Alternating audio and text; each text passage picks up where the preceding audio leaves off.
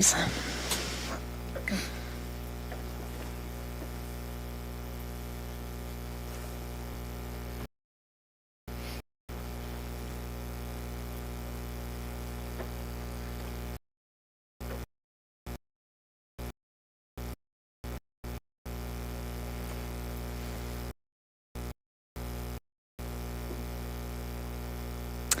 you. I have a motion to amend tonight's agenda. I'll move for approval of tonight's agenda with following changes. To move items 11.1 and 11.2, which are the CDOT related general business items, to occur immediately after item 8, audience business. And also in advance to remove number 10.3 from consent, not to limit other removals from consent. Is there a second for the motion? I'll second that. Any further discussion? All right, I'll call for the vote. All right, and the agenda is amended and approved. Thank you. Could I turn it over to Sergeant Chris for a staff sergeant's report? All right. Good evening. I just have a couple quick things on the agenda. First item being we're prepping for Old Man Winter this coming Sunday in town. Looks like we'll actually have an Old Man Winter race this time. It won't be 74 degrees, unfortunately, for some of us working it. Me. I'm not a cold weather guy, but it is what it is. But we are doing a small change on the lead out. Just due to some concerns with the runners and the bikes and things like that. I've been talking with Josh, and we've decided to, there's two groups of lead outs, one for the long course and one for the short course. They're separated by a couple hours, but we're going to come out of Laverne Johnson Park and then just shoot down Broadway real quick. So we're going to stop traffic right here at the light for probably a minute and a half so we can get the main pack of bikes out and through town for the most part and then send them on their way. So those are escorted lead outs. I usually do that as the event supervisor, and I take them all the way out to Foothills and Ute Highway and then peel off, and then they're on their own. So we'll do that twice as opposed to coming down Evans and Park and all that and go through the little 5-way and down to Second. So seems like it'd be a little bit less of an impact on everybody that lives over there. And with this lead out, we don't have to close off the left-hand turn lane coming in Second off of Main, which is nice because we've closed that off before. It's not a big deal, but I think it'll be just a little bit better. So we're going to try that. Everything else in town is going smooth. No issues there. I wanted to make a quick note on a meeting that myself and Mayor Sullivan attended at the Lion's Den with Randall and the property owners. You'll hear more about it later, but just a couple bullet points on that. They are taking an active role in trying to make some improvements in their establishment. They've done some improvements inside. Looking at some of the improvements outside that we had talked about in our October meeting, was it? Something like that, October-November meeting. So they're being proactive. They were concerned about what's going to happen this season, where we stand as far as the sheriff's office goes and the town as well. I was able to explain to him that nothing has really changed on my part, but we're going to attack it kind of the same way we did before, but if he's trying to make some concessions per our original meeting, then we'll see how it goes. The one thing, there's two things that I picked up from Randall that I thought were good, that he's going to try to reduce some of the amplified electric music outside on the patio. He's going to try to schedule more of the acoustic stuff outside just to help. I don't really know what that means or how it's going to result, but they're trying. And then he also said that he'll only schedule music outside on the patio from 6 to 9, which I think is some pretty good concessions for him to try to keep peace with the neighbors and still run a business. So things are in progress, and I know Mayor Sullivan will probably talk to you guys a little bit later on about other stuff with that. And that is all I have for tonight. All right, thank you. Any questions for Sergeant Christ? All right. Have a good evening. Stay warm. Try. All right. We did have an item on the agenda for the Lions Liquor Licensing Authority, just regarding a special event permit that was submitted. So can can the clerk give us the background on why we might want to consider that tonight, and then we can yes. decide? A while back, we can approve special event permits administratively. We still have to meet all the state requirements of posting the notice and, doing the forms, getting a control plan, doing everything. So they did meet all that criteria. No one called in, and we had no complaints. This is for the Lions Arts and Humanities art shows that will be held at the library. And we posted notice at the location. We didn't get any complaints. But I did see on social media that Miss Laverne Johnson had posted that maybe people would want to consider the library to be family-friendly. So I just thought that maybe the board would want to open it in the event that anybody had any comments. But they did turn in all their required paperwork. They paid the fee. They did everything that they needed to do. So just a process question for the attorney. So since technically this can be approved, and I think staff's recommendation was to approve it. Yes. And it doesn't require action by the board. If the board wanted to make a recommendation, do we need to open a public hearing to do that, or can we just give staff direction? You only be able to give it as a liquor authority. I mean, assuming we go into being the liquor authority. You could go into being the liquor authority, give staff direction, and close out. We can, okay. I just didn't know if we had to actually open a public hearing to do that, since no one voiced comments. I think the person we're considering isn't here, so, okay. So I would entertain a motion to open, not adjourn, to recess as the Lions Board of Trustees and open as the Lions Liquor Licensing Authority. I'll move to recess as the Board of Trustees and open as the Lions Liquor Authority. I'll second that. Any further discussion? Call for the vote. Okay, it's approved 7-0. So and while no one is here to speak, I don't think we necessarily need to open a public hearing. However, this would be the first, is this the first liquor license for the library since it's No, it been is not. open? No. So there have been other events at the Yes. library that have involved liquor? Yes. And then how many events is this? Well, for the library, the library district pulled one as its own event. This event is being pulled by the town and the Lions Arts and Humanities Council because they're only allowed 15 per calendar year. Okay, is this just one event though on this particular one? It'll be 4 events. It's that they're 4. gonna have, yes. I see. I guess my only thought was, lots of people don't pay attention to these things. And so it could mean that some people maybe would feel similarly, but would it be possible to just request the library put a sign outside the door that says alcohol is being served at this event? Just so if Absolutely. people do have children there and don't want them to necessarily be around adults who are consuming, although I've always been to these events and they're always very low-key kind of, maybe that would be just one condition of this application, that we could ask them that there would be signage to let parents who are there for other reasons know about the alcohol. I will make sure that gets done. That would be, if the board is agreeable to that, would anyone, we can simply do it as direction. Any objections? Okay, Mayor Pro Tem. I think it actually could be, following on your earlier comment, Mayor, that this would be an example of modeling an event where people drink responsibly as opposed to other events. True. And I guess my only other comment is I hope it won't take away our beautiful artwork here at Town Hall that they're holding these events at the library. Please don't make us sit here with blank walls. Bare walls. All right. Trustee Browning?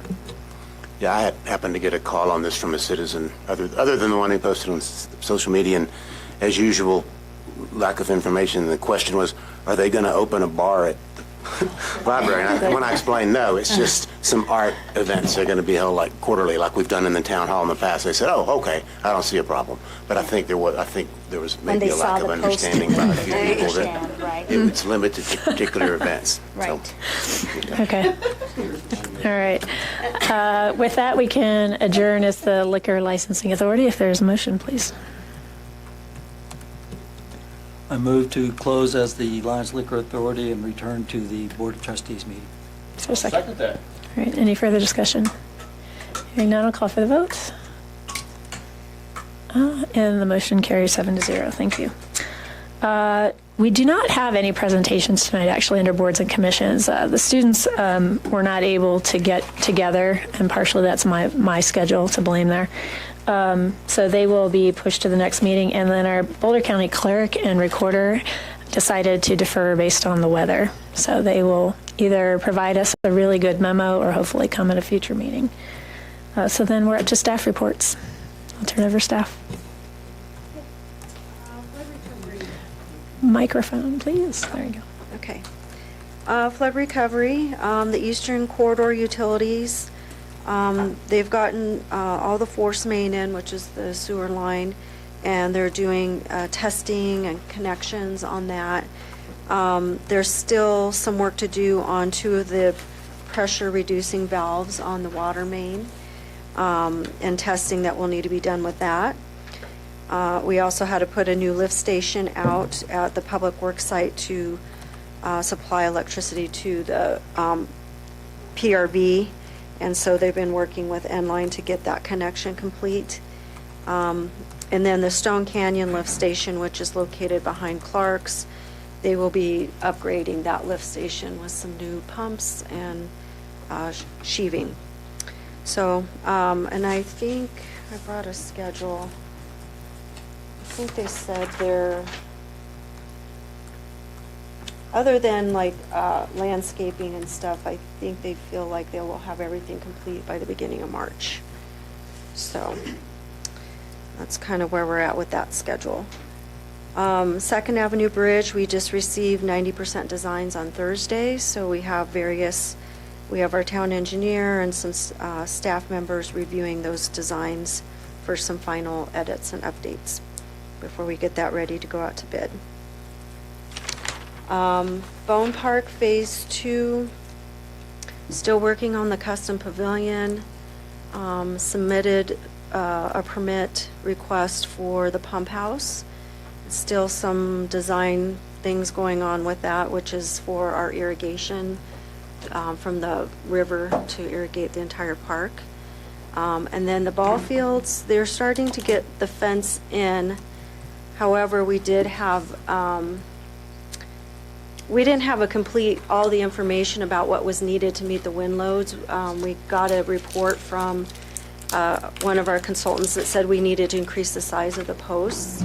And so we did do that, but in a conjunction with that, we also have to dig deeper. Those posts have to be placed deeper, and that's causing some setbacks, and it's going to be some additional costs because you have to get special equipment out there to get down as deep as they're requiring. So our next board meeting will probably be coming forward with another change order around $30,000 to $40,000 to complete the fencing. And there's a few other small change orders in there, but it's all based on the wind load requirement and having to meet that wind load. And then that's kind of where we're at with Bone Park. Lions Valley Park is pretty much complete until spring, and we'll just do final irrigation along the trail and some final seeding in some areas that we did some rework. So, and then we did open up the gates so people can utilize the trails in the park there, but we still want to try and keep people off the seeded areas because it's still establishing. Apple Valley Water Line, no update other than we got to wait till spring to uncover those valves that were paved over and get those fixed and then activate the line this spring. And Public Works Building, we're just waiting for the final work on the PRV on the site and the sewer testing, and so we can get, and then we'll go in and recheck the plumbing in the buildings. And again, I think we're looking at March to have Public Works move out into those 2 buildings. And then the pedestrian bridge at 4th and Evans, I think that Victoria and Kim are working on a plan to fund, raise additional funds or get additional grants to complete that project. So they should have something fairly soon to present to the board on that. The 4th and Evans paving, that actually, we are reviewing the bid package this week, and we would like to get it out to bid this week. So that's paving on 4th, Evans, 2nd Avenue, McConnell, and 3rd and 4th. So that'll be curb and gutter and paving. Park and the little on McConnell and 2nd Avenue. But we do have a map we could provide if that would be helpful. But we will get that out to bid and hopefully start getting that work going in March. So, and then the Lions Valley Park bank stabilization, we have 60% design complete and working on some environmental clearance to begin that work. The advanced warning system, that's an additional warning siren. We put that out to bid, and we had one bid that we received last Friday, and so we'll probably be moving forward with the one bid. And hopefully, we need to meet with the contractor. I don't know what the lead time is on the materials and stuff, but that's something that should be going in here in the next couple months. The outfall, we don't have much of an update other than they'll review the permit they'll probably start reviewing the permit request in June or July, and we'll probably have a permit by the fall for that. And that includes the renewal of the wastewater treatment plant permit as well. And then finally, we have determined that we have 2 areas in town that we would like to focus some CDBG funds on, and that would be for storm drainage over on High Street between 4th and 5th, and the Red Gulch area, which is Bone Park. So we're drafting up an RFQ, which is a request for qualifications for design, so we can get that started and get that out and get the design started, and hopefully that will be a late summer, fall project going into place to work on some storm drainage around town. So that's kind of where we're at. Are there any updates on the funding requests we were getting from the state for the information? Yes. They were asking for. We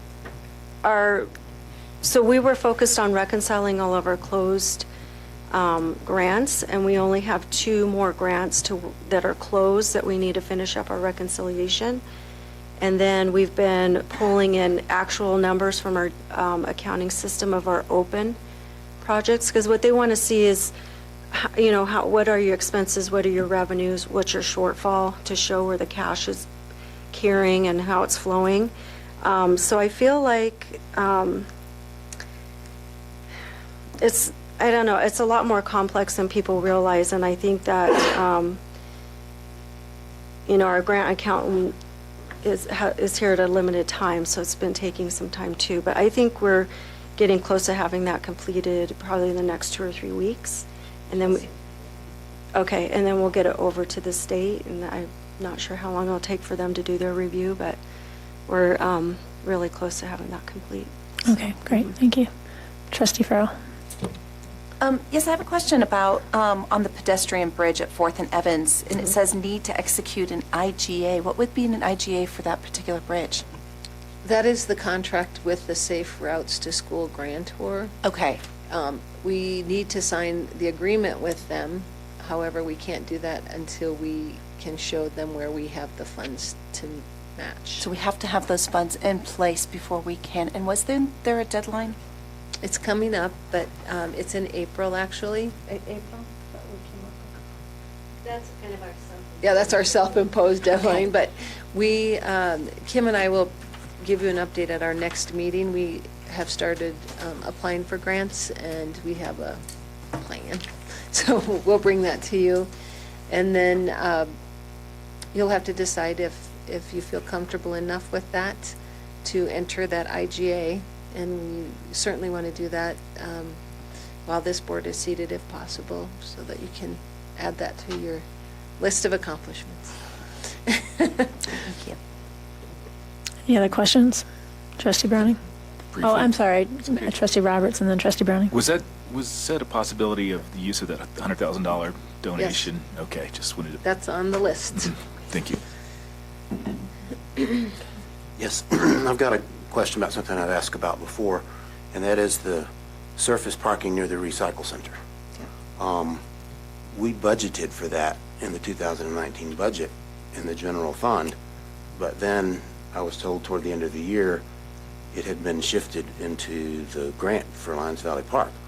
And then I asked about a month ago or so, getting close to the end of Lions Valley Park, when is that going to be done? And supposedly it was started, but nothing's been done out there. And so I'm just wondering, if we're almost done with Lions Valley Park, is that still going to be done as part of the Lions Valley Park project? My understanding, it's been completed. Yeah. They have. It was just a grading. It wasn't asphalt or anything. Yeah. Well, I thought, no, what I'm talking about is we were going to spread crusher fine gravel and level out where the mud pit is every time it hadn't snowed or rained in a long time, but it is today, that where it's hard to get to the recycle bins because everything's mudded out and you get stuck there. And I don't think- I thought we budgeted for crusher fine gravel to fill in there, and then I got told it got shifted to the lines of it. But that's still just sitting there in the same condition it's been in for a year. You're at 90% of that job. Well, yeah, but my understanding, that has been graded out and that's been done. I don't know that there's material still. So the funding did not go towards Lion Valley. I think they were having the same contractor do that work, but it wasn't that the funding went to the park. But he was going, since that contractor was out there, he was going to spread that material out. And my understanding, he completed that last week. So I can check on it. And see what's happening, but my understanding. That was my is- understanding too. It was the end of when they finished with the ponds and all those improvements, he was going to go through one last grade and make that. Let me make sure we're talking about the same thing. I think we are. They did the front part by the fence between the wastewater. But the back treatment part. plant, but it's the back part where people Where the drive trees in were and circle, located. and circle through. Yes. Where they're doing recycling. I guess I was out there last Thursday doing recycling, and it hadn't It was been. still mushy. Okay. If it's been done since then, they did a quick job of it, but. Okay. Well, let's have I just- Tracy. Yeah, If we could I'll- get a report on that, because that's something we specifically budgeted for last year's budget, and it hasn't been done, and if it can be done through grant funds instead of general revenue funds, great, but if not, it's an item we budgeted for, and fortunately, it's been dry the last 3 months, but now it's not anymore, so. anyway. Yeah, I'll check into it. The Okay. grant can't fund it, so I'll check into what needs to be done there and where the budget is and stuff like that, so, okay. Administratively, as you all know, we have an election scheduled for April 7th. The following candidates were certified for the mayoral candidates. We have Jocelyn Farrell and Nicholas Angelo. Trustee candidates, Michael Caravas, Holly Rogan, Mark Browning, Greg Lowell, G. Robert Brackenridge, Yelena Brockman Hughes, Kenyon Watt, and Wendy Miller. So, as we were told earlier tonight, tomorrow is the last day to withdraw. Any candidate wants to withdraw from the election, which we hope does not happen. And then as soon as February 7th, ballots go out to military that are stationed overseas and people who have a residence outside of the U.S. And then the majority of the ballots will get mailed the week of March 16th. So it is mail-in ballot only. Remind people of that. So it's our understanding that the Lions Area Chamber and the Redstone Review are coordinating a candidates forum, but I do not have dates or times on that yet. Included in my report was also Boulder County has requested the local governments to identify prioritized trail requests, and those were listed in your packets. So if there's anything there that the board feels is not in the right priority, please let us know, maybe during trustee reports. This was discussed at Parks and Rec, and concurrence from them was given. And it's been the similar priority list for several years, actually. I want to give you a quick update on the East Corridor development. The Think Generator staff, Paul Tamburello and his staff, have been meeting with local business and property owners to discuss the site and see what people are in need of to fill gaps that we might have in our community. I know they continue to meet with people, actually, even today. So we are still scheduled to close on that property February 13th. That has not changed at this point, although he has requested that the railroad right-of-way on the south side of the highway be removed from the plat because of the contamination from the railroad. If you recall, the town cleaned up a portion of that through flood recovery, but the funders are not sure they want to inherit environmental cleanup, and so he may just let that stay with us and retain an access easement. That is kind of the outstanding issue there. Apple Valley, the Planning Commission and staff held a public meeting with Apple Valley residents recently to talk about the potential buyout parcels that Boulder County is offering us. There was quite an audience, probably 35 people in attendance. I would say all of which felt pretty strongly that they did not want to see Lions acquire those parcels. They would rather they remain under Boulder County and potentially seek some sort of a lease agreement with Boulder County to be able to maintain those personally. But the Ecology Board has made a recommendation, the Park and Rec Commission has made a recommendation.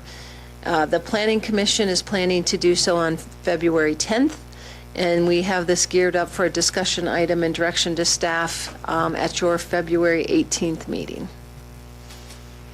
Can I just make a comment that maybe you could pass on to the Planning Commission? I think what would be really helpful is if, we're looking at this as kind of a binary question. And I think the Planning Commission could really think about a list of alternatives versus just say yes or no. So like, for example, does it have, maybe the answer is no, but we also would want to then, so because we'd be giving up something that's in our planning area. And so could they think like more broadly and say, maybe future board should have a discussion with Boulder County about a trade-off in the IGA, for example, or something along those lines.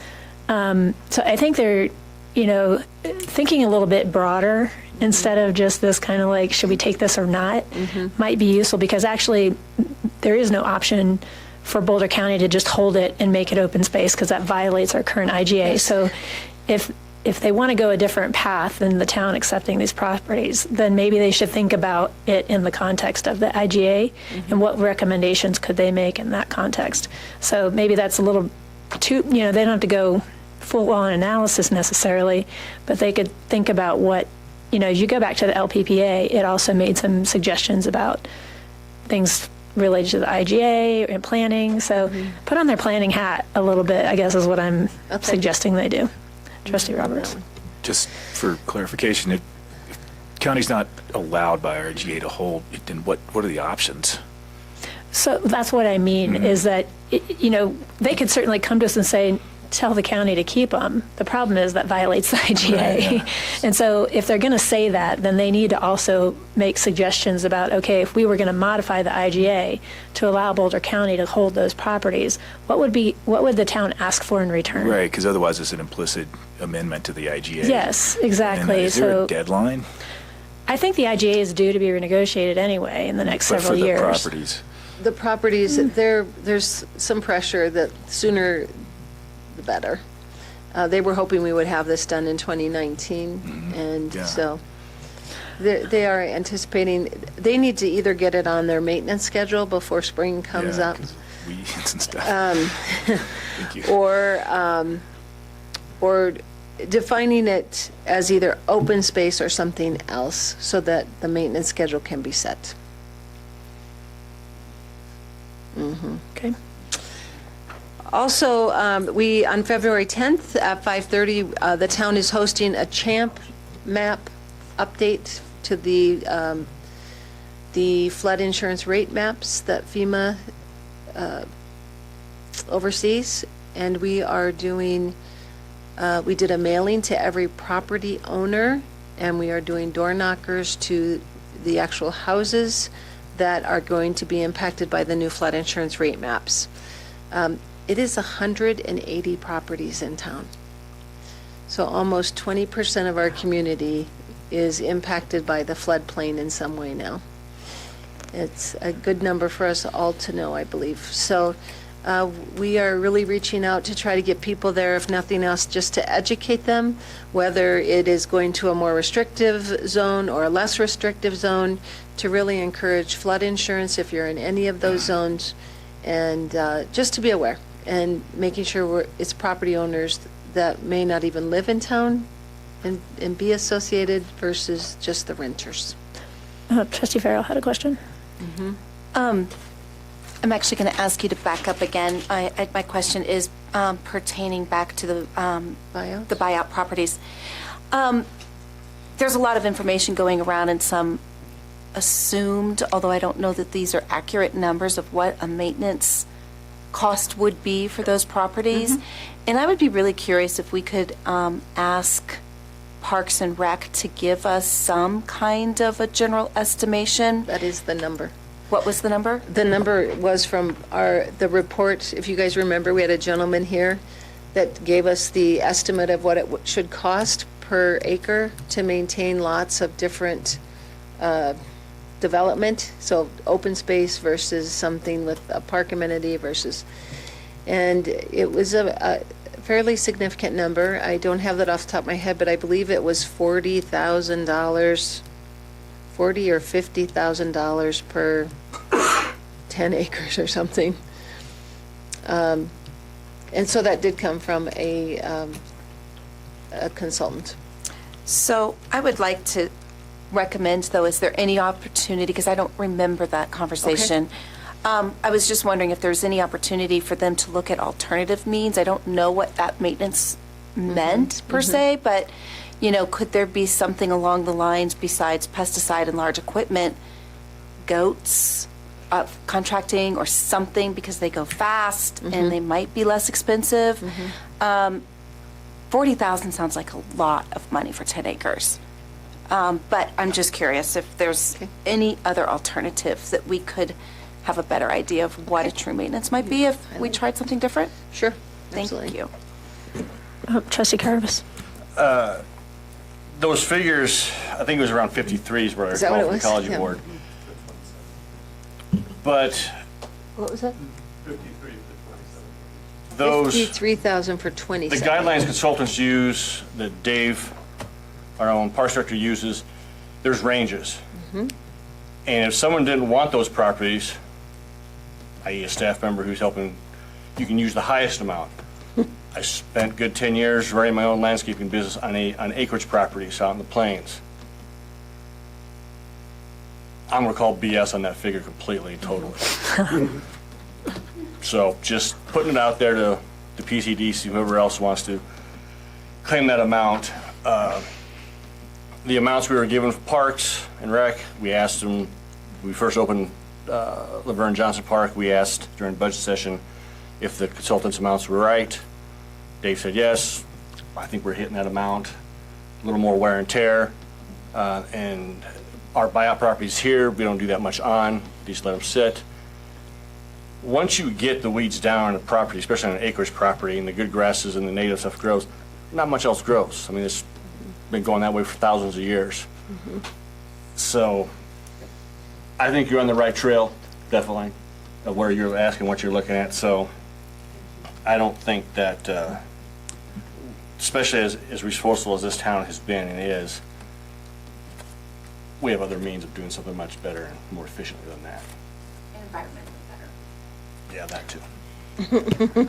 All right. Go ahead and continue. A couple more items. If you recall at your last meeting, Lions Communication informed you that they were planning to sell their franchise Today, the town attorney and myself had a conference call with the proposed new owners, and we hope to bring something to you at your March 2nd meeting.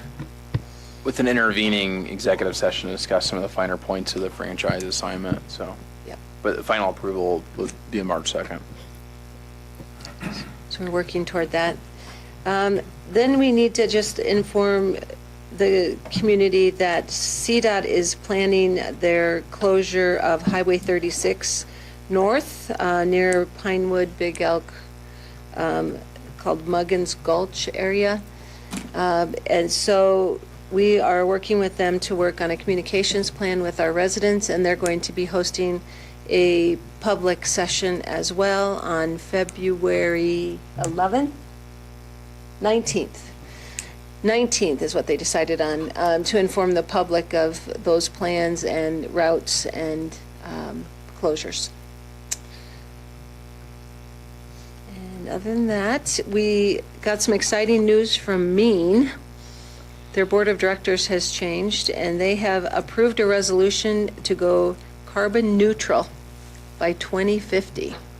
A pretty big jump for them.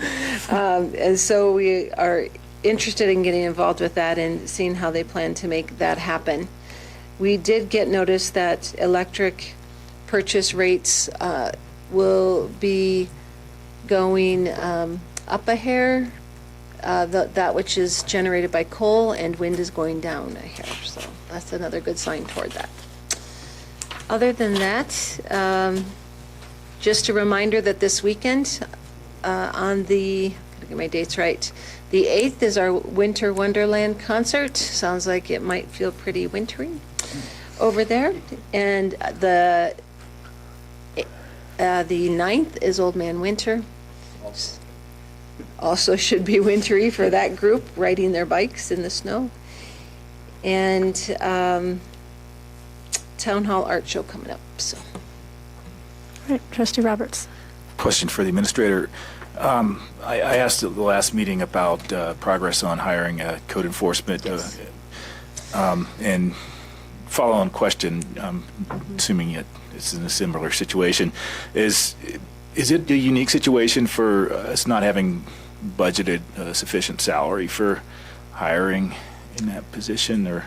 I don't know so much that it's, our competitors in those areas are the nearest communities, so it's Longmont and Boulder. And just like our staff salaries, we can't really compete with those two communities in those areas. What we have decided to do is we've opened up negotiations with Charles Abbott. Right. Yeah. And it does sound like they will be able to provide us code enforcement services.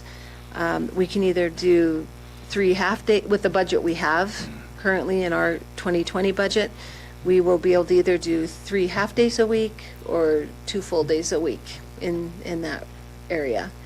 So they have hired someone already for a couple other nearby communities that are in a similar boat as we are, small communities. And they're eager to get him started as soon as we can get the contract signed. Yeah, I do recall you mentioned that possibility. It just, reading my notes, it occurred to me that, well, we budgeted for salary for this year, and a month's gone by without paying that salary. I don't know what our constraints are for adjusting our salary ranges, but just a thought. We always look at that. Okay. We didn't pay a utility director for Right. 9 months of 2019 either. But, Yeah. it is just a fact, and we do include that. So when we're looking at contracting that position, we're adding what we had budgeted for salary and benefits, and then paying a contractor to do it, though. They want $65 an hour to provide that service to us, to pay their salary and benefits for that person. Yeah. So it's an expensive position to fill. Presumably it costs us also not to have someone in that position. Sure. I mean, they'll take care of all the training and the certifications and all of those things, yeah. Thank Are you. we on schedule for Summit to come in and give an update to the board? I reported on this while you were gone. I wanted to give you an update on Summit as well.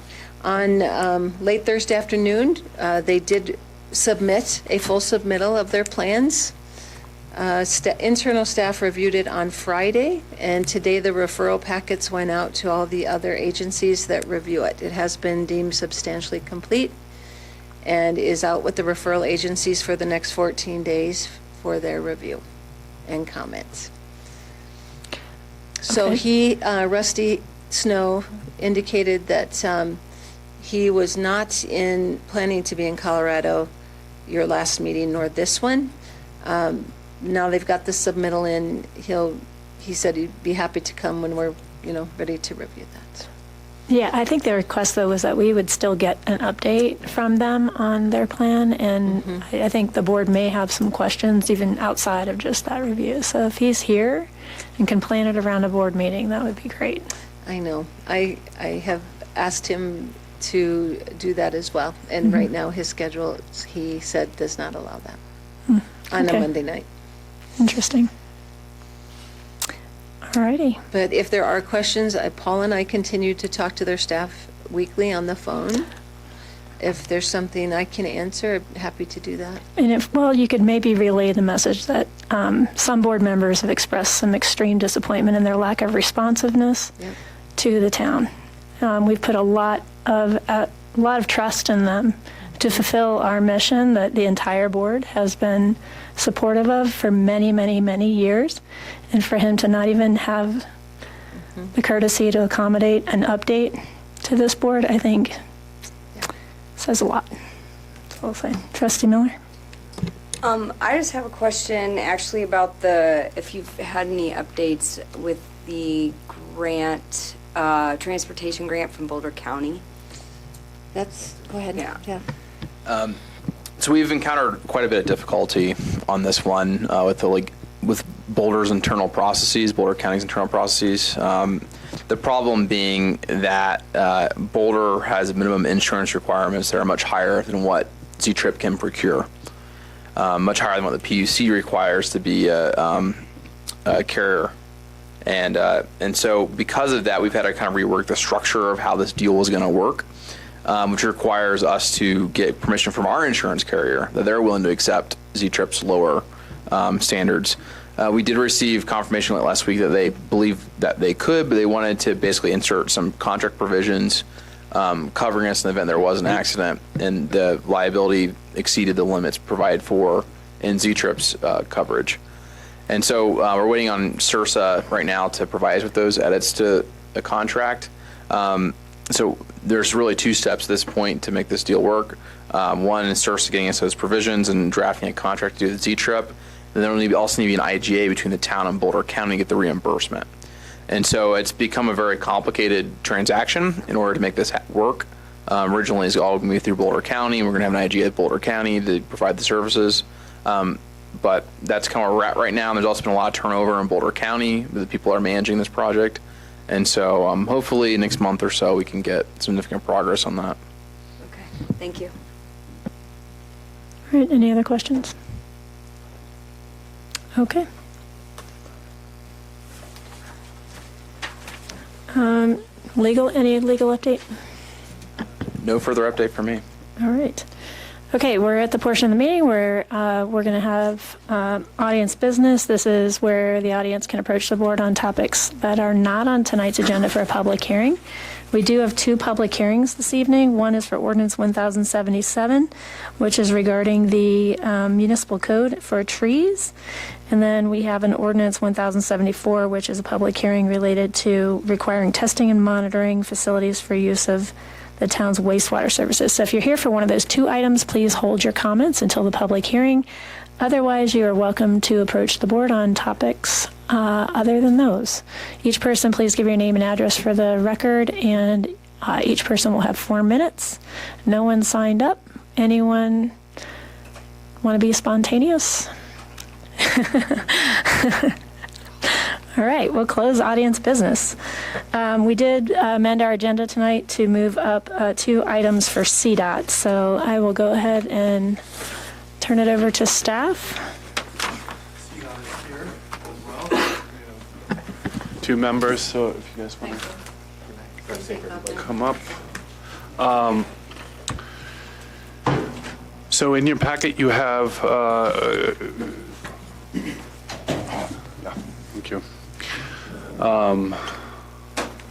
You have two resolutions, Resolution 28 and Resolution 29. One is, I think 28 was for the IGA and 29 was for the MOU. I want to make some, is it okay to talk about both together? Or I think you could give you can talk about both, but we'll have to take action separately. okay. So right now, the MOU has not been fully vetted with CDOT's legal staff. And so we would like not to recommend adoption tonight for that. It was my mistake. I did think that it was at that point. But I received information from CDOT on Friday that corrected my assumption. Tonight, CDOT was looking for a recommendation for the IGA itself. And there is a meeting on it's February 14th that is planned to have a signing for the IGA. But in lieu of that, we would like to see if there is a preference with regard to the single IGA and one single voting block. CDOT would like to move forward with one single voting block as opposed to two separate ones. So part of that would mean there would be 7 members in the total voting block, and to change the to make a change to the access code would require 5 of 7 members. If it was split into 2 voting blocks, it would be we would be in with Boulder County, Longmont, ourselves, and CDOT, and there would be 3 of 4 with if there was any change with regard to safety, CDOT would also have to vote yes if there was a safety concern with regard to an access permit or a change in access. So at this point, because we don't have the MOU in hand, we wouldn't necessarily want to vote for the IGA. But the request from CDOT is that we at least come out of this with a recommendation on whether the town would support one single voting block or 2. So just a question.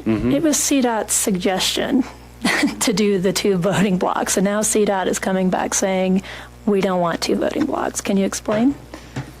Hi, Madam Mayor. Brian Varela, CDOT Region 4 resident engineer out of Boulder. To more clearly articulate what our hope is, we came to the board a couple weeks ago to offer an option for 2 voting blocks. And since that time, there was a coalition meeting of State Highway 66 PEL agencies, which include Lyons, Meade, Firestone, Weld County, Boulder County, Longmont, and it was Trustee Farrell that was at that meeting. And received feedback on the Town of Lyons' opportunity for 2 voting blocks. During that discussion, it was determined that other discussions, especially between Boulder County and Lyons, would continue. So CDOT is essentially in a holding pattern. If you would like us to support 2 voting blocks, we can do that. If the coalition would like us to support 1 voting block, we can do that as well. So we're not here to offer a preference, but we are here to honor commitments if that is the wish of this board, understanding that other communications have occurred ex parte from CDOT. So we're not totally aware of what conversations might have or have not happened between Boulder County and Lyons, but we do know that there was a desire there for more internal discussion to ensure that the communities affected by this decision might make an informed decision. Did I miss anything? No. And does Do you that have answer your anything question, to Madam Mayor? add since you were at the meeting? Well, Do you want to turn on your mic? Yes, I definitely, we received the message loud and clear that they only wanted 1 voting block. But I didn't feel that we came to a conclusion there that that was something that we would do. And based on a meeting that Victoria Paul and I had this week with Longmont and Boulder County, we also did not come to a conclusion of one or the other. I think it really, though, comes down to the decision of the board and what our strong feeling is on that. Can you just elaborate, like, who specifically objected to having 2 voting blocks? Was it a consensus of the entire group, or was there specific entities that had strong feelings? Good question. I'm on the spot now. I realize that. It was another entity at the far end of the table. It's at the opposite end of the PEL. Does this maybe illustrate the reason why we might want 2 voting Sure. blocks? Weld County was concerned, and again, this is me going off of memory, that their commission had already signed the intergovernmental agreement as it stood. So, Okay. as I recall, the IGA that goes with the access control plan, which is part of the appendix of that access control plan, had already been duly adopted by their commission. So my understanding was the large concern that was expressed in the room is that the work of the 6 communities, I guess 7, I guess it is 6 if we count Longmont twice. But of all the communities involved in the coalition, they were concerned that there might be a change in opinion at the end of the conversation. So after 3 years of work collectively, the concern that I understood within the room was about IGAs that had already been approved and read into a record by Weld County itself. And I would agree that I think that it was a sense that they had already gone to their board feeling that they were done, and they went through their process and got it approved. And so the fact that we might be wanting to make a change requires them to go back to their board, and I think they felt very proud of being ahead of the game. But now that they're going to have to change, they have to go back and you know, I'm at the moment not necessarily feeling that that's a bad thing for them, but we still do need to have our process out here. So can I just make one comment really quick? So I guess the voting block thing was actually suggested by CDOT, so that wasn't actually part of our request, although we thought it seemed like a logical possibility. And we generally are very collaborative with our neighbors of Boulder County and Longmont. We know less about Weld County and how they go about doing things. This isn't that we don't trust anybody or anything like that. And regardless, very different people will be here most likely in the future when these things ever get voted on. So whether it's 1 block or 2 isn't my main concern. I actually have many more concerns about the MOU, because ultimately it's the MOU that is going to give us the certainty we're looking for, that CDOT is going to support where we want to go with this access control plan. And so if we get the MOU where it needs to be, I feel like the voting block thing maybe is lesser for me, although if we don't get reassurances in the MOU, I'm more inclined to say I'd rather be working with the people I know really well, because they understand our goals. They understand how critical this is. I think that the consideration for me, personally, in my view, is that there's too much riding on that development of those parcels for this town for the next 20 to 30 years for us to hope this all works out. And rely on vague language, and rely on hopefully everybody working together, 25-mile stretch of Highway 66. That's where I'm at. And so when I read the MOU as it is now, I'm kind of glad to hear that we still have time to offer suggestions. I would like to see it be much more explicit in the language of what it is Lions wants to see happen on that corridor, which arterial designations are we looking for, and how we will get there. And I don't really read that. To me, it's just kind of a reiteration of the IGA in the current situation. So that's kind of my 2 cents of kind of how I see it, where we stand right now. So I'm sorry, go ahead if you wanted to comment on that. No.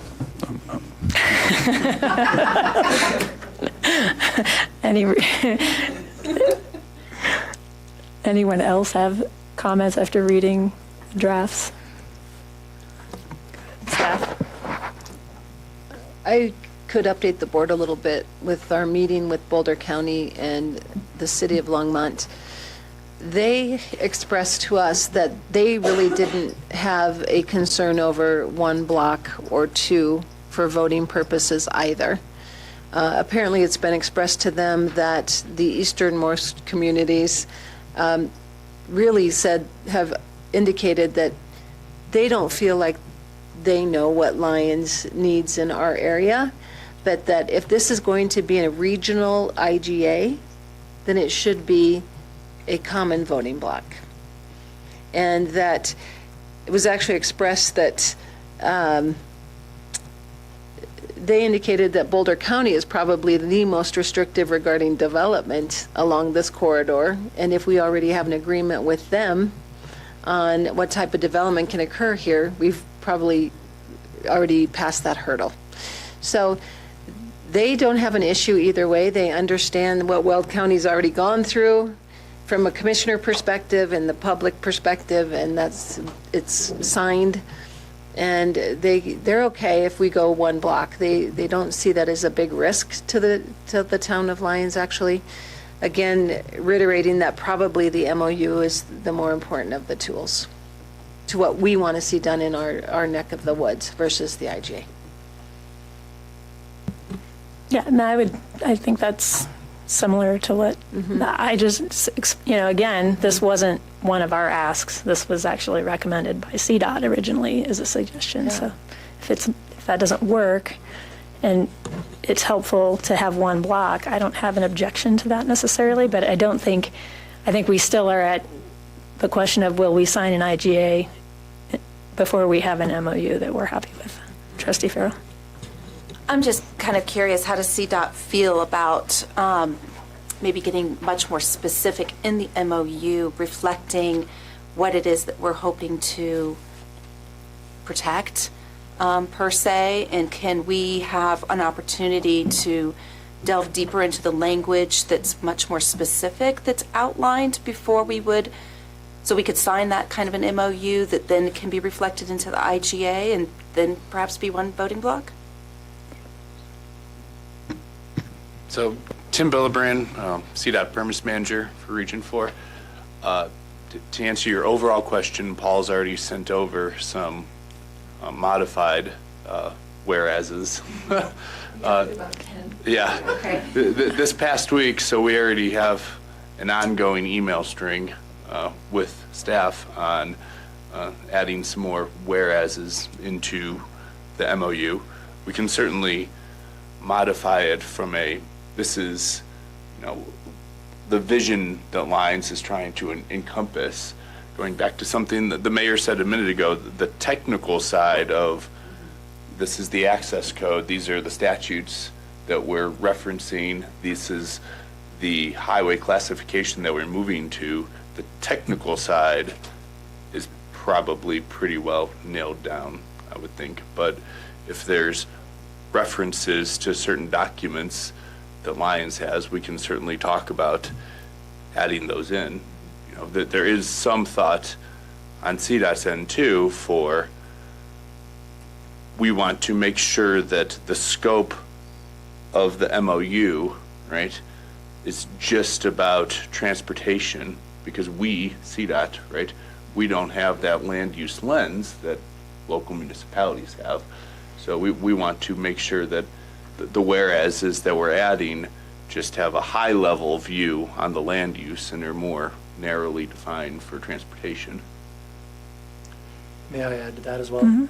Sure. I'm not going to disagree with anything Tim said, and I'm grateful that he's here as a subject matter expert in access control plans. One thing I did want to reiterate, and this was shared with the Board of Trustees a couple weeks ago when we met, I think it was on January 16. But our Region Transportation Director, Heather Paddock, noted that she is committed to helping and assisting Lyons in their bid to reclassify State Highway 66, which was paramount to the discussion that we had as a group, just to do question and answer and offer opportunities. RTD Paddock also noted that we're going to be looking at development plans in conjunction with the town and the folks that are working with the town from the development side. The MOU was intended to support a formal agreement between the town and CDOT in good faith. And also that, that we understand at CDOT that the decisions made in this room affect the East Corridor development, and that development and other development within the town have everything to do with the economic livelihood and health of this community. So in supporting the framework drafted in the MOU between Lions and CDOT, the goal was to make sure that we're partnering with Lions and offering opportunities that might be beneficial to all. So it's when those opportunities were vetted by the entire coalition, that's when new questions were asked and new answers were sought. And that's part of the reason that we're here today. Does that help clarify some of the question that you asked, Trustee?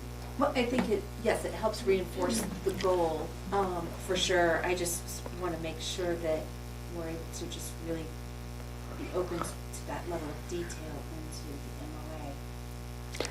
Well, and I guess the only thing I would say is whereases are non-binding. And so to the extent that we can look at all the language, that would be preferable. The MOU is a work in progress, for sure. Thank you. All right, great. So it sounds like unless anyone wants to make a motion to move on these, I would say we're probably continuing these resolutions to our next meeting. Is that our? That's correct. Can we get? We would need to vote on that, though. Yes. But I just want to make sure anybody have any different thought. Okay. So I would entertain a motion to continue. I move to continue items. Can we do one at a time, One at a please? time. I'm sorry. Yep. Okay.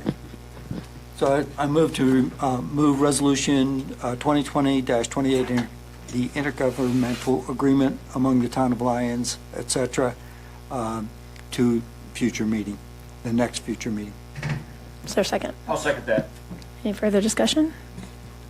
Trustee Miller? No. Oh, you were I was blinking. going to second. Okay, sorry. All right, I'll call for the vote on that item. You can do the next one. Trustee Carvis, do you want to vote? I did. Oh, turn it off. All right, so the motion carries 7-0 to be continued to February 18th. All right? Motion? Similarly, I move to continue Resolution 2020-29, approving a memorandum of understanding with CDOT to the next future meeting. Is there a second? I will second that. Any further discussion? Not discussion, but I do want to say thank you again for being here. It is helpful to have you here to hear our concerns and respond to where we are in the process, especially on a night like this. So safe travels back. All right. I'll call for the vote. Okay, sorry, I'm too quick. Okay, then that motion carries 7-0 as well. All right, thank you again. Could we get a little staff direction on how you would like to get the board's input into the MOU? Would you like that via a workshop? Individual thoughts to staff? How would you like to do that? It would be helpful if you could resend a memo just saying, what are the changes you're already considering, so we can see the current thinking? Yes. And then the board, I think, could just send feedback back to staff individually, if that's okay. Okay. I mean, trusting staff to do the lifting on the language, but I think you hear the sentiments of the board. If there's any specific language or references you want us to make, though, please make us aware of that so we can hopefully get both of these items passed at our. I mean, I'd like to spare them another workshop if we can, so let's see where you're at and we can go from there. All right, thanks. Thank you. Thanks again.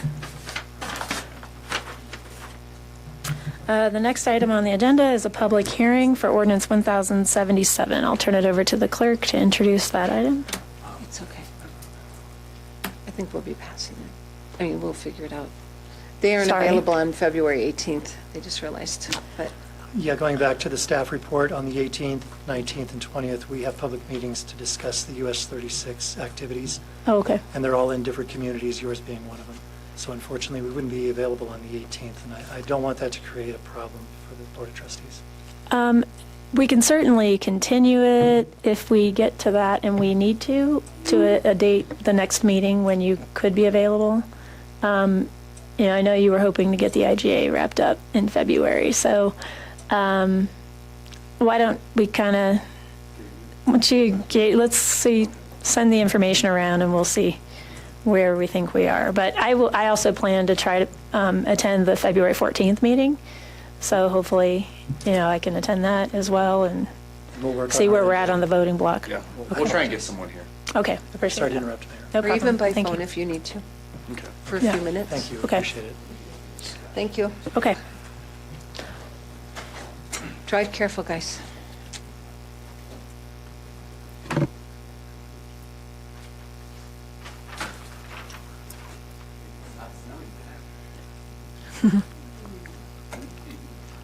Okay, I think we're on ordinance 1077. Do you want to introduce the item? We usually read it into the record. Yes, this is the second reading of ordinance 1077, an ordinance of the Town of Lyons, Colorado, amending sections of the Lyons Municipal Code regarding trees. Is there a staff presentation? Hi, it's Brandon Dimon, Town Attorney. As we workshopped earlier today, this is an ordinance amending certain sections of the Lyons Municipal Code regarding trees. It was largely driven by the Ecology Board and the desire to update the species of trees that are allowable in the town. That was the primary objective. You notice that most of the changes are related to that. There are a few other changes throughout the documents related to enforcement and some other minor pieces. Staff has a recommended amendment to clean up some of these things, but I'll get to that after the public hearing is closed. All right, any questions for staff before we open the public hearing? Okay, I'll go ahead and open the public hearing on ordinance 1077, an ordinance of the Town of Lyons, Colorado, amending sections of the Lyons Municipal Code regarding trees. Would anyone like to speak to this item? You're welcome to come up.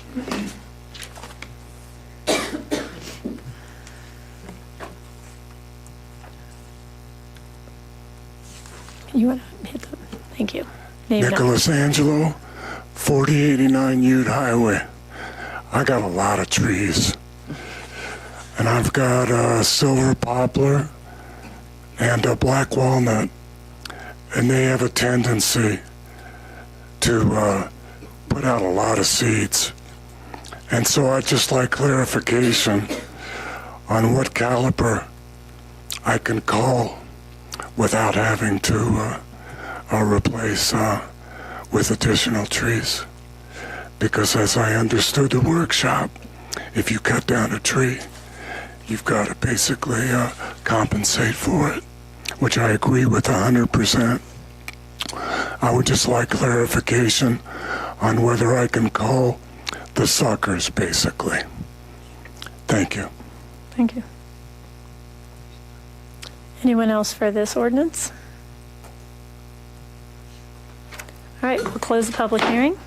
Is there a motion to approve ordinance 1077, or I think we need to at least have a motion probably to discuss the ordinance. I was going to say, we may end up continuing it, but we'll see.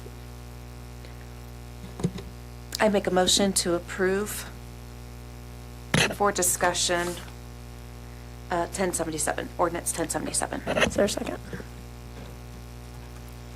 I'll second. Okay. Would anyone like to start discussion or offer an amendment? Staff would like to offer an amendment for your consideration. I have printed out on red line copy, which is being distributed now by the town clerk. All the changes that are different than what is being proposed in the red line are highlighted in yellow. These changes are pretty minor, and their breadth is mainly to clean up some things and in the code as proposed. One is allowing ditch companies to do maintenance within their right-of-way and easements. The other is to update a reference to the tree, shrub, and other woody plant maintenance standard practice manual. And then there's a couple of changes to basically replace the functions of the Ecology Board with town staff, where, as is presently being done, town staff is performing these functions, such as notifying owners of dead or diseased trees. And then finally, there's a conflicting provision in the existing code we discovered that we're just deleting in the final piece of this.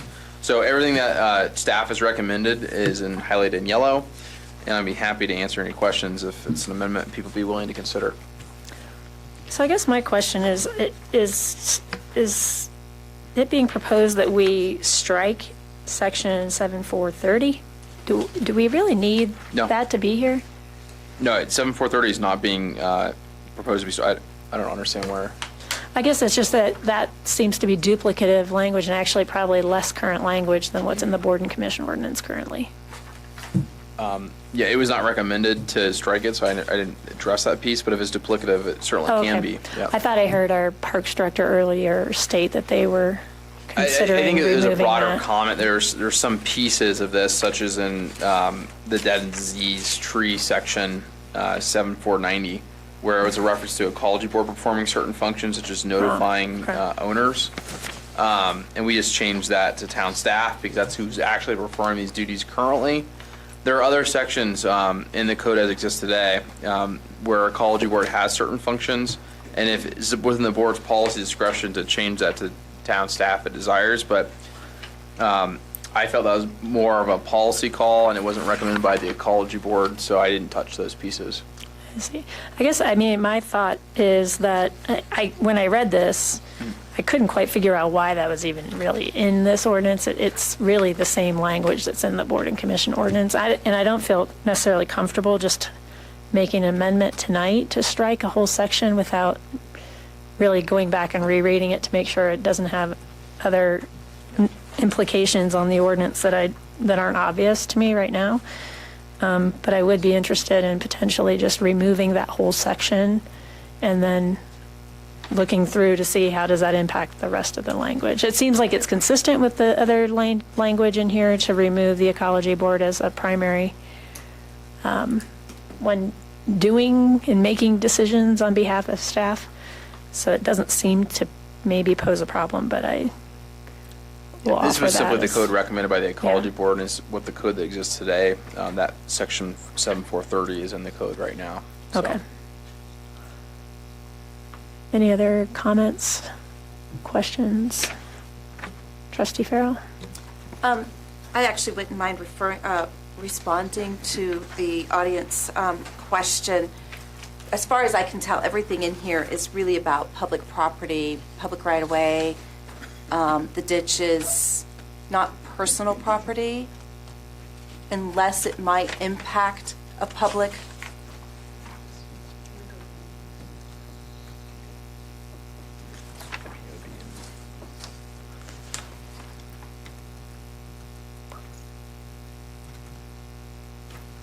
So are we asking for a clarification of Yes. scope essentially? Yes. So can we just clarify the scope of the ordinance? Thank you. I mean, it's if desirable street trees are removed, damaged, or destroyed by an owner. So that would be what this applies to, is the street trees. Street trees? Street trees. In the mitigation section, if desirable street trees are removed, damaged, or destroyed, that's what the mitigation section applies to. But I actually had a similar question, just what is the scope of this ordinance? I mean, is this intended to deter people from even removing healthy trees off of private property or just in the public right-of-way? It's not totally clear in the ordinance. There are sections that it's clear where it's talking about specifically public right-of-way, but the Definitions, ordinance, first page, street trees. 7410. Yep. Last one. Public property right away, streets, avenues, boulevards, alleys, other public right of ways of the town. but I would say that's a definition, Yep. not necessarily a scope. But when you go to the mitigation section, it's all it applies to is street trees, Right, okay. which is what was being referenced. In as the that caliber. section. Correct. Okay. And in that section, which is the section was being referred to by the citizen comment, it was being asked whether he had to basically replace 2 or more approved trees when he removed 1, as is request is under B2, but B only applies to street trees, which is defined by the ordinance. Okay. Trustee Carvis? That's what I was just bringing up. That's the Thank you. definition. Okay. Trustee Roberts? And then even the approved species of the trees, I mean, that's only for public property. Okay. On your private property. It should be unlawful to plant cause to permit the planting of any species or tree on public property other than those included on this list. Well, perhaps it's fair to say Mr. Angelo's question would be, of the many seeds that his trees on his private property produce that would fall on public property. Yeah. And I would, that might be hard to keep up after in the springtime when it's raining really hard. And and I also imagine it'd be hard to enforce. Right. It'd be hard to trace that, yes, it came from your property. And even if it wasn't an issue, there is a waiver process that's contained within this where you get a waiver from, what is it, I assume the illegal planting of a tree that's designated as non-desirable in this But for list. cutting back the suckers or the multitude of trees that grow up from your seeds that went on public property. If they're not on public property, it's not the town's problem under this section of the code. If they fall onto public property and grow That rapidly and become... theoretically, but I mean, I would hope the town's Okay. enforcement would be very selective Just in that to be instance. sure we're clear, sorry. Thank you. So I guess the only other thing I would, since we're opening this up, that I would really like to see us do, and even though it only applies to street trees, I have seen instances where business on Main Street, for example, wants a healthy tree removed because they feel it's obstructing their signs or things like that. Or the town, honestly, has been the one that has to take out trees on a pretty regular basis because of redesigning trails, or, we've seen this in the parks. I think it needs to be clear how we develop the value. I mean, it doesn't really explicitly say in here what that value is pertaining to. And I think your suggestion of using the diameter of the trunk of the tree is fine if that's what we're doing, but it doesn't really specify that in the ordinance anywhere. I searched for the word diameter and it's not in there. It's not in there. It's in there, but it's in a section that doesn't pertain to this. The other possibility, and I am not an arborist, but is the size of the canopy as well of the tree could be another measurable. And I actually think that it should be, you have to replace twice the value, not just the value. There should be a deterrent here to taking out healthy trees unless it's absolutely necessary. And I think you should have to replace more than just the value of that tree. I think it should be twice the value. So if we're going to pass this tonight, I will make an amendment to that. Otherwise, if the board wants to send this back for another first reading and second reading due to all the changes, we can deal with it next time. However, but those are just some thoughts on how that section, at least the definition, should be improved regardless. And then I would like to see it be a little bit more of a deterrent.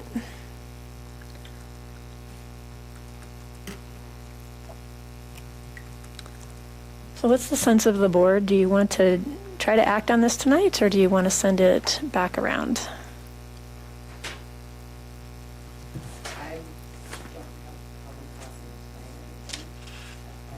I'm fine with it the way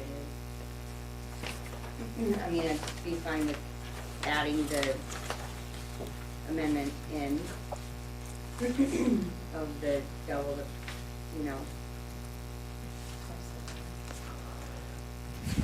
double the money or whatever. Replacement Value, yeah. Value, yeah. So if there's, what we would probably want to do if we want to pass this tonight is there needs to be a motion accepting the amendments from staff. And then whatever further amendments you'd like on top And then of we'll that. do the next, Yep. rest of them individually. Does anyone make a motion?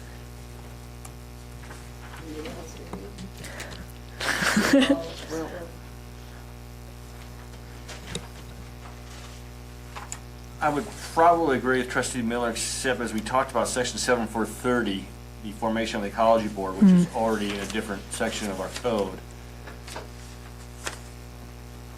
I guess you can simply remove all Take that this, out. but do we need to double check, make sure we're not, I like to think what we just passed a few months ago is perfectly correct.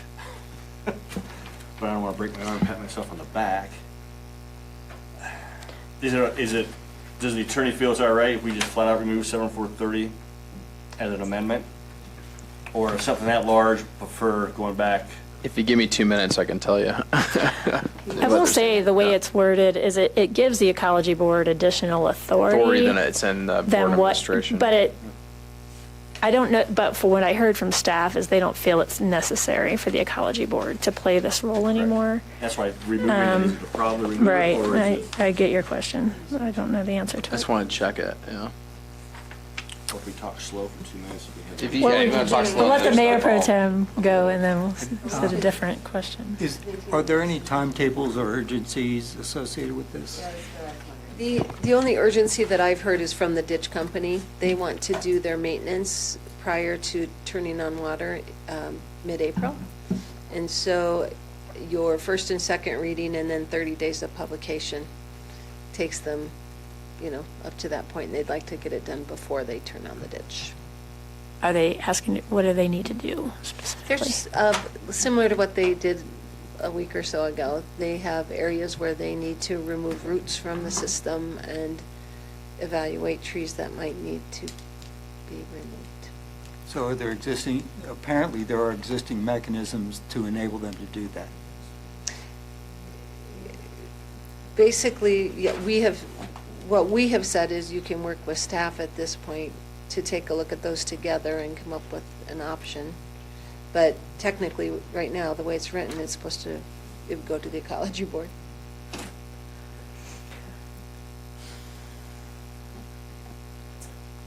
That's the only thing that I know of that's pressing.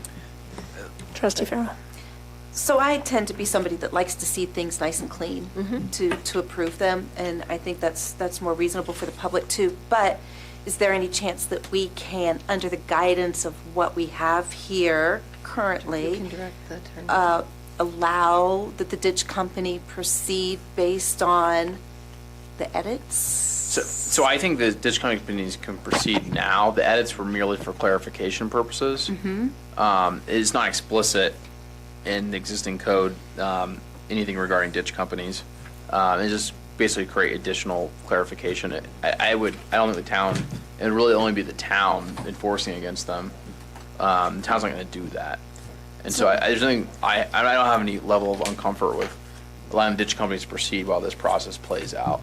I'm just bringing to you what was recommended by the ecology board, Sure. with certain edits. So my feeling is then to proceed in that manner with the ditch company, and that we do get a nice, clean process here with an amendment. Oh, no, I guess you can't make an amendment if you're going to go through. If we're going to continue it, I'll wait. That's my preference. I would kind of concur with that. I think we're talking about some fairly significant changes here, and I know it's maybe not the ordinance that's on the top of everyone's list out there in the community, but there's no reason to rush it, I guess, is my sense on it. Now you have a motion on the table to approve it. That motion will, Motion to if we can, It was never voted on. It wasn't voted, you just have a motion to. we can withdraw the motion. withdraw, Yeah. yep. But do we want to run through some of the changes we would like to see, just for clarity? Sure, Do if you you'd need like us to. to? And I did or- check the administration section of the code concerning the ecology board, and the major differences that I'm seeing right now, I mean, actually, this Division 2 is actually more expansive in a lot of ways, is that, the interference of the town ecology board is essentially an administrative violation under this, and that does not exist in Division 2. And then the appeal process is not contained in Division 2. Otherwise, they're basically the same. I'm not sure you would need those, though, if they're not in a position of authority. Yeah, you're not So- really much in an enforcement position Okay. anyway, so. I guess the other thing is, I don't know if the ecology board looked at this, they clearly looked at the ordinance, but I would be interested in specifically asking them for what's the best way to determine the value without creating a Yeah, huge and- amount of work for anybody. Can they they've got experts, they could probably fairly easily ask. I do believe that's the It's in there. the CTLA methodology is approved. We had when this was first written and redesigned 3 years ago. Oh, you're right, okay. There's a botanist and a biologist on the board. That's the standard. Thank you. I did not look at the red line version. Okay. And So I is was that gonna ask clear Dave to the when he average left, person? I was going to assume that's Okay. the standard methodology that I do believe. Is that the Or trunk? three ounce. The trunk? They measure, they have ways of, Okay. I don't understand. So they're There's going to call a industry botanist or standard. Yeah, whoever, an pretty arborist, and have them come in and. The gentleman who drafted this code, is my understanding, he is a botanist, and that's the industry standard. And that's Okay. an arborist or a Then botanist. I'm happy. Yeah. Okay. All right. So the staff changes and then the ecology board changes sound like they're the most significant. Give us a clean, The ecology board creation provisions. Okay. but with the staff changes as well. With the staff changes Right. as well. Okay. Is there consensus on the increasing the threshold, or do you want to wait until it comes back? Going to twice the value? If anybody objects, we can do it as an amendment. If nobody objects, then I think you could put it in the draft. At least the public would see what we're proposing. Yeah. And then somebody can put it down if they want. Okay. Look at what it says. The industry standard. Yeah. Yeah. It what? The industry standard may already say you increase the value by. No, it doesn't. It's the value. Yeah, it says the Yeah. value established by that document. I know, but we Yeah. don't know what that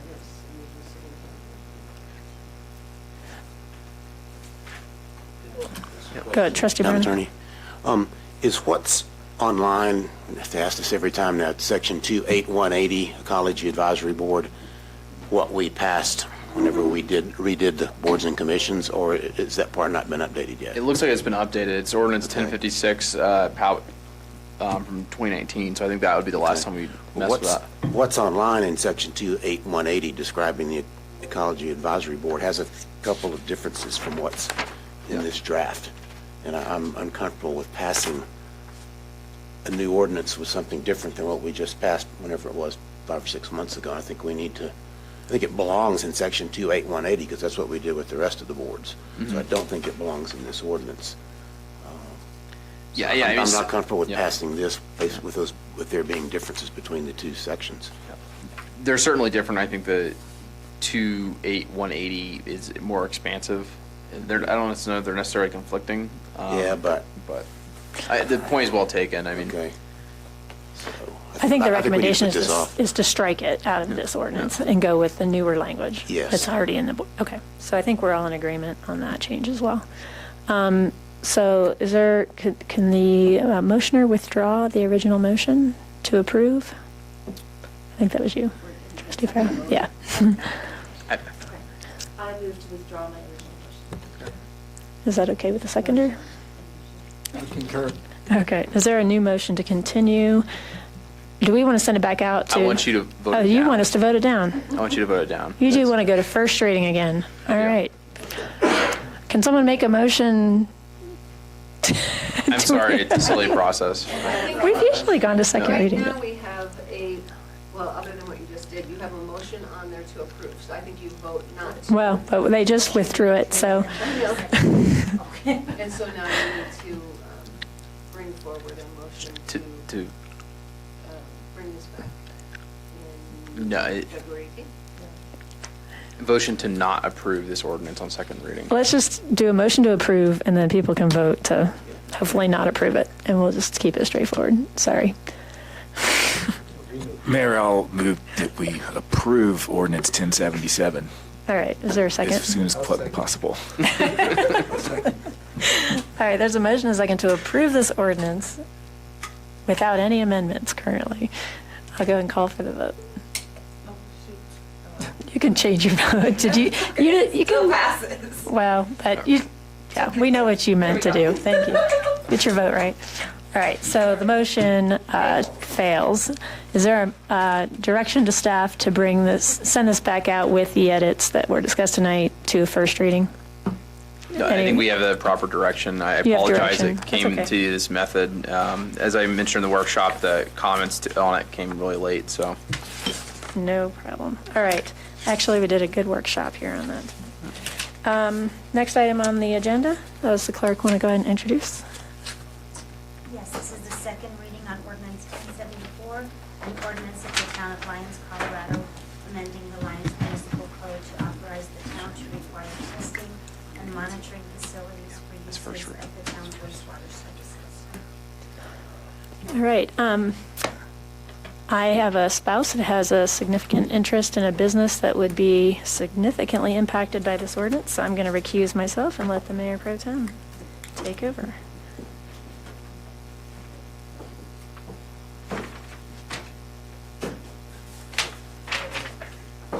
So do we have a summary of the staff report, and then we'll do the public hearing? Karen Kaplan, Interim Utility Coordinator. So over the last few years, we've discussed the high levels of biochemical oxygen demand, or BOD, that the wastewater treatment plant has seen. We've now also had come to the board some of the concerns about the copper levels. The town has grappled with how to deal with some of the high-strength waste for a number of years, has looked at how to move forward with wastewater pretreatment a few times. And we've tried to take it slow, one step at a time. We've tried to reduce any unneeded burdens by trying to really look through exactly what our options are to move forward. Last year, we came up with the method of putting out the classification that goes through some of the various industries that may have different levels of high-strength waste, in particular the biochemical oxygen demand. And so the next step in the process would seem to be having the ability to actually test or monitor the wastewater. And in particular, if we wanted to take it slower, we could work with the wastewater that's in the industry known to have in the industries that are listed to have the highest levels of BOD. So that's why we've put forward this ordinance to require those in the high-strength category and any others who may come up that are not in that category as it is now to be required to have a sampling port on their wastewater system. That's my, yeah. I want to make some comments about the process here because of the what was discovered at the last meeting concerning the incorrect codification in the code as it exists today. So over last week, I've done extensive research on the code to figure out what's actually it should be, and I think I figured it out at this point. And so Exhibit A is a red line of the code as it should exist, as it should exist, what this ordinance would do to the existing code. Exhibit C is the comparison of what it said as you were shown on first reading. All the substance is the same. It's just the prior reading of this was done with an incorrect version of the codified code. The substance is the same. It's just being basically shuffled around. There's pieces missing. They're already in effect due to the codifier's error over codifying the code. So hopefully you can look at Exhibit C and look at Exhibit A and see that the substance is the same. There were just missing pieces of the actually codified parts. So I'm happy. I know that's clear as mud, but essentially the code did not get codified correctly. We've worked through those issues now. The codifier should be updating it. Exhibit A is the correct red line that what this ordinance would do in terms of what the code as it exists, it should exist. And Exhibit C is what you saw on first reading. So, given your explanation, are there any risks with moving forward? The substance is the same. The public had notice as to the substance. They can see, and has been notified here tonight, as to how it looks in the existing code. And we know it's not always the case, but the public had the opportunity to see the previous ordinances of what the code actually is. And as we try to make the codification of the code as accurate as possible, it's not always the case. And there's an independent obligation to look at the individual ordinances to determine what the code actually says. And so I don't think there's a significant risk. We tried to rectify the mistake as best as possible that was really created by the codifier. Okay, so at this point, does anyone on the board have questions of fact or clarification, questions for the town attorney or for the acting director?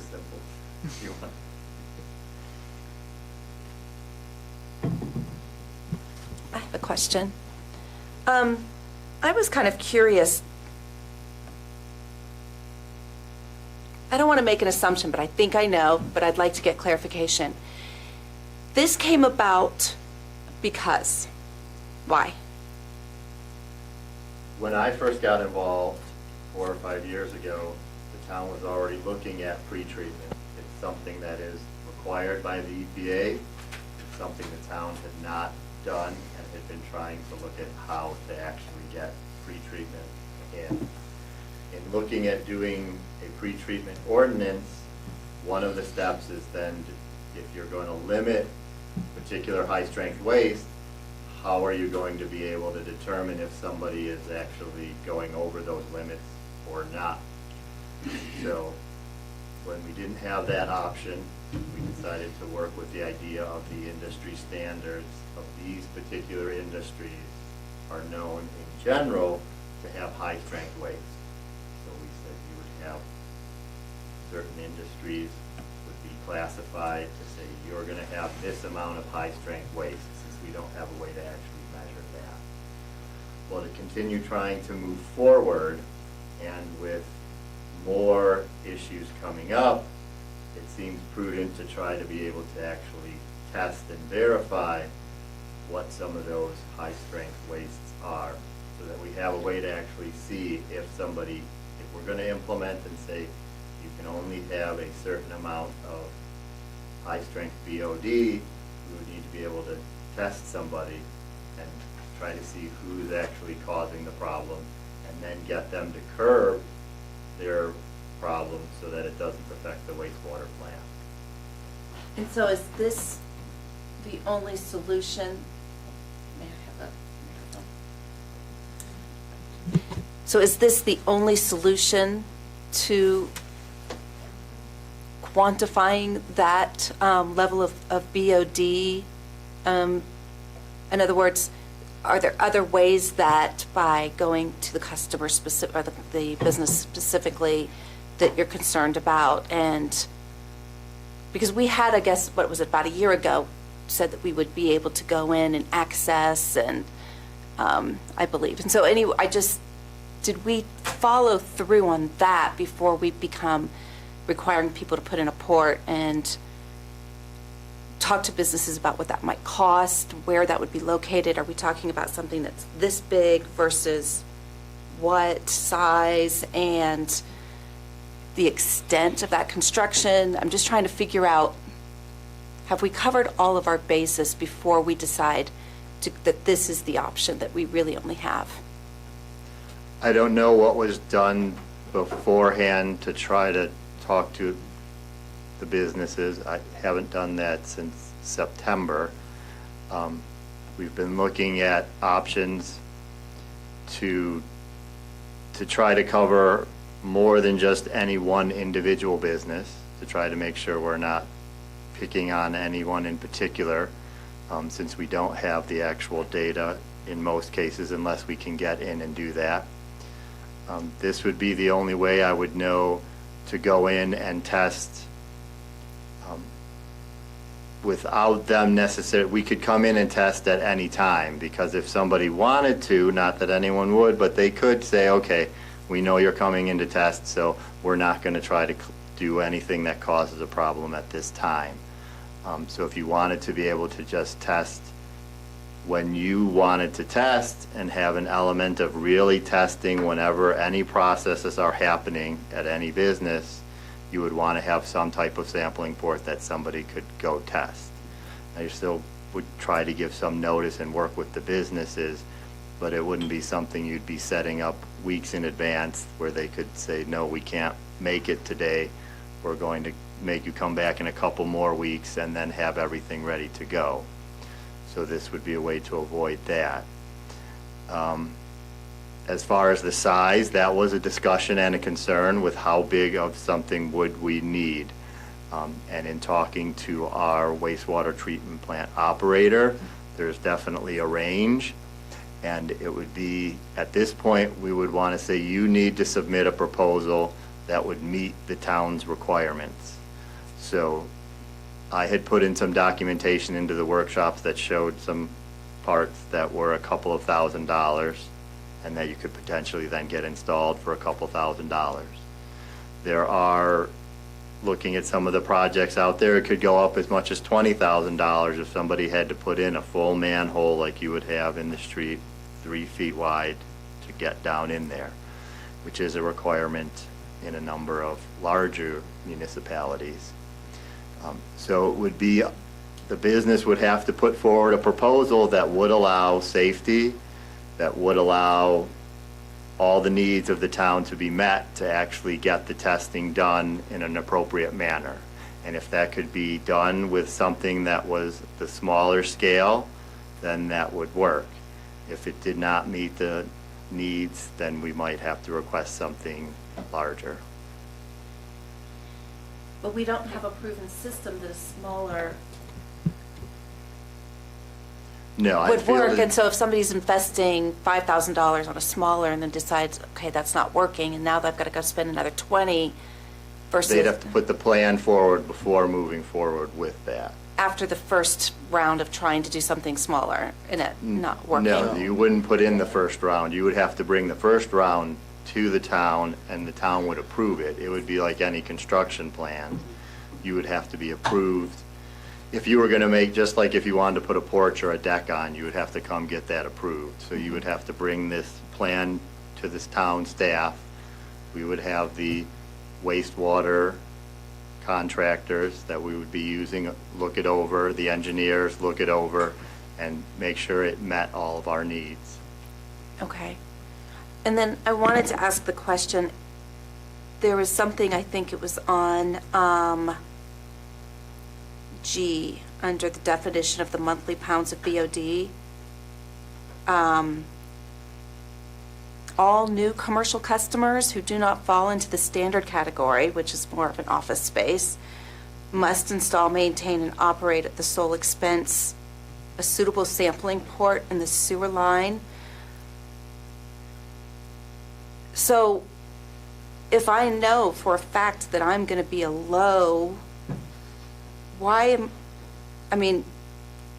idea that I'm going to have to be charged to put in something that could cost me $20,000 before I even start, that seems pretty extreme. So I'm kind of curious why that was in there.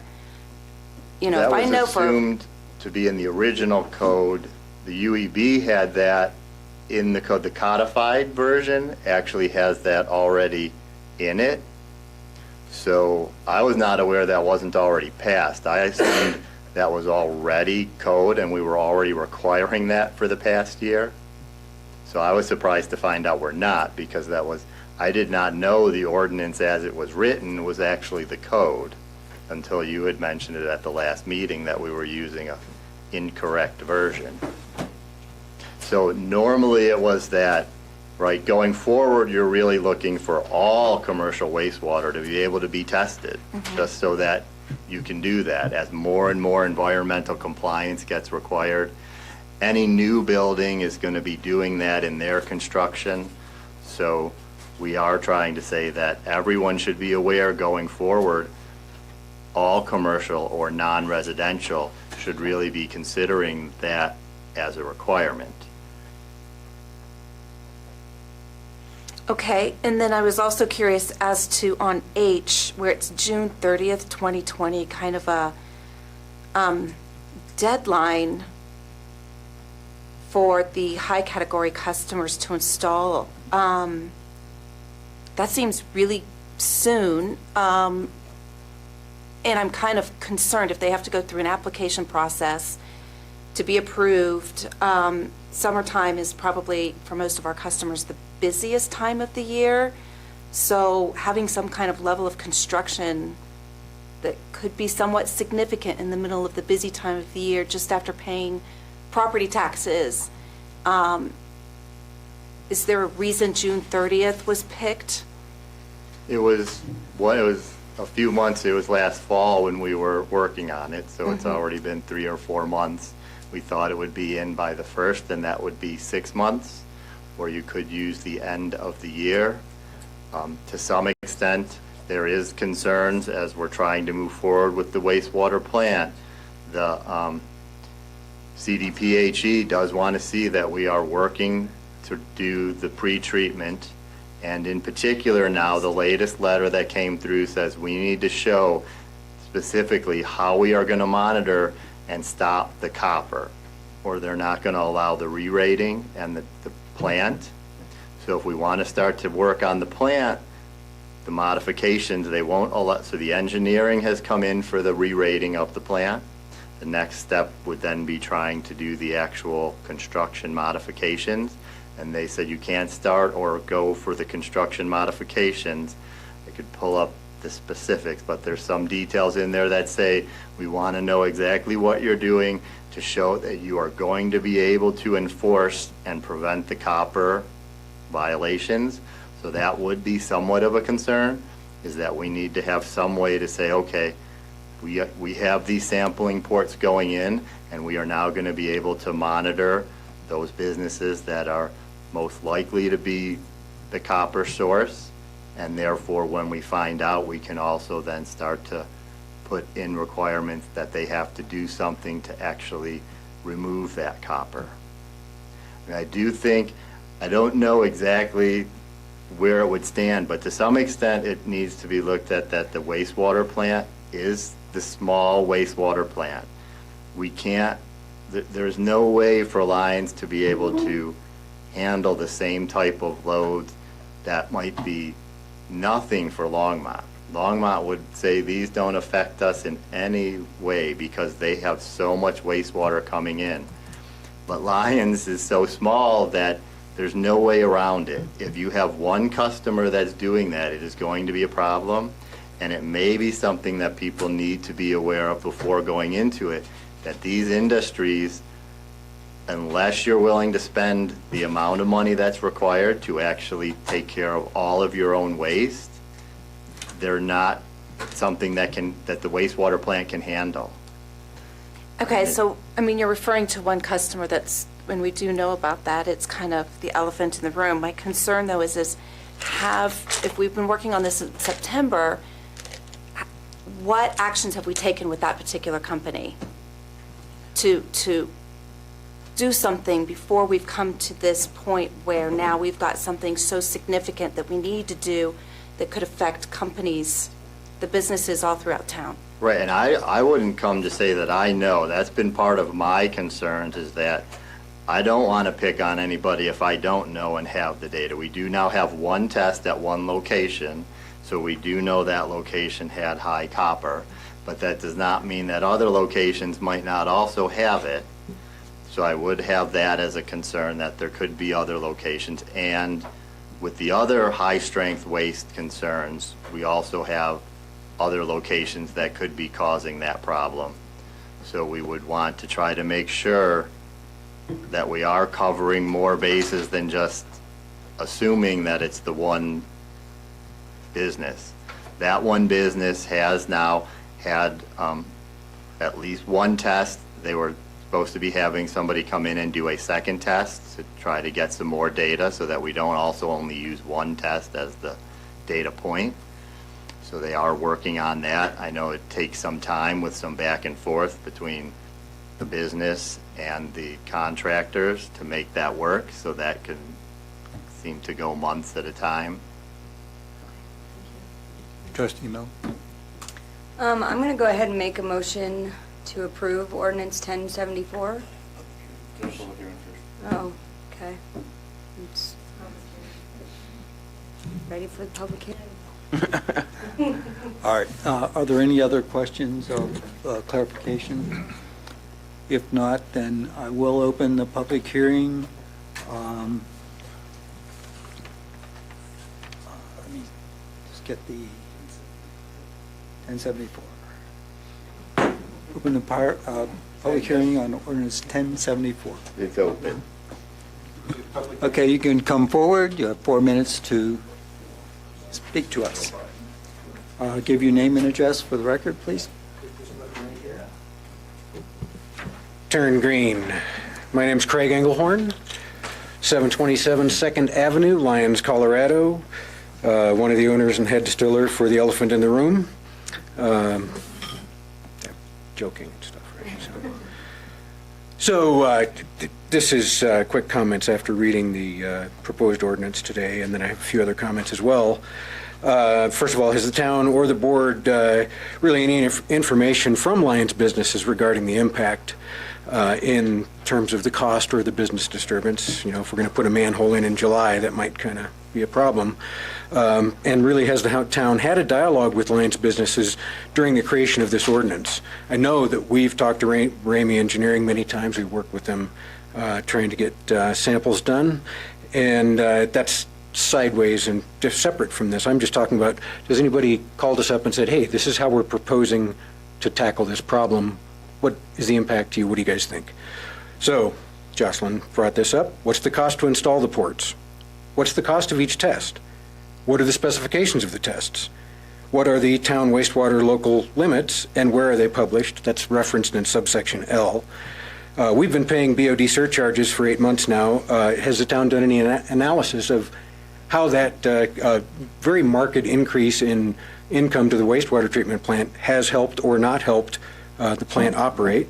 Or is the surcharge even effective? We've personally, Spirit Hound has already paid $6,000 just in BOD fees since the inception of that little kicker.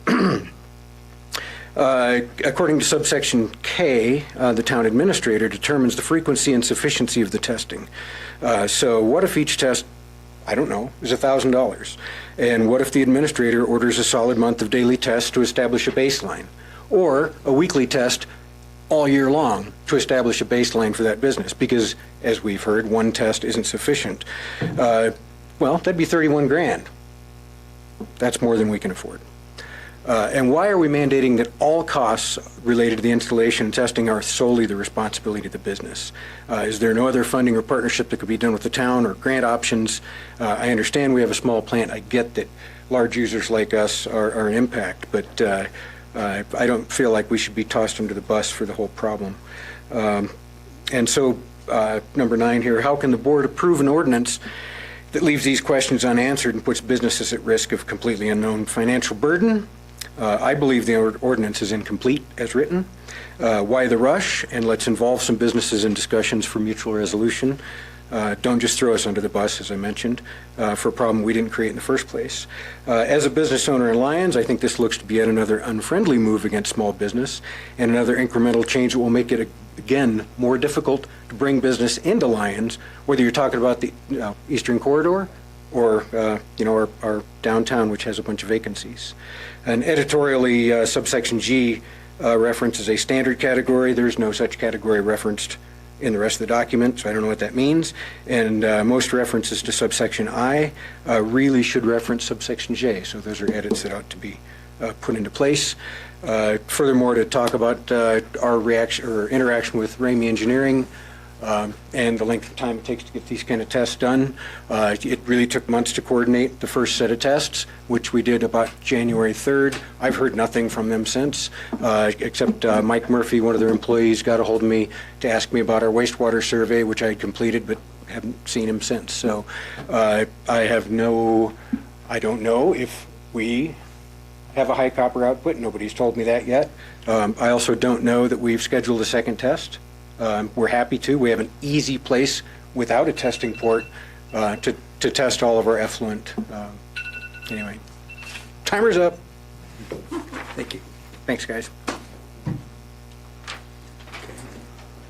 Would anyone else like to speak on this topic?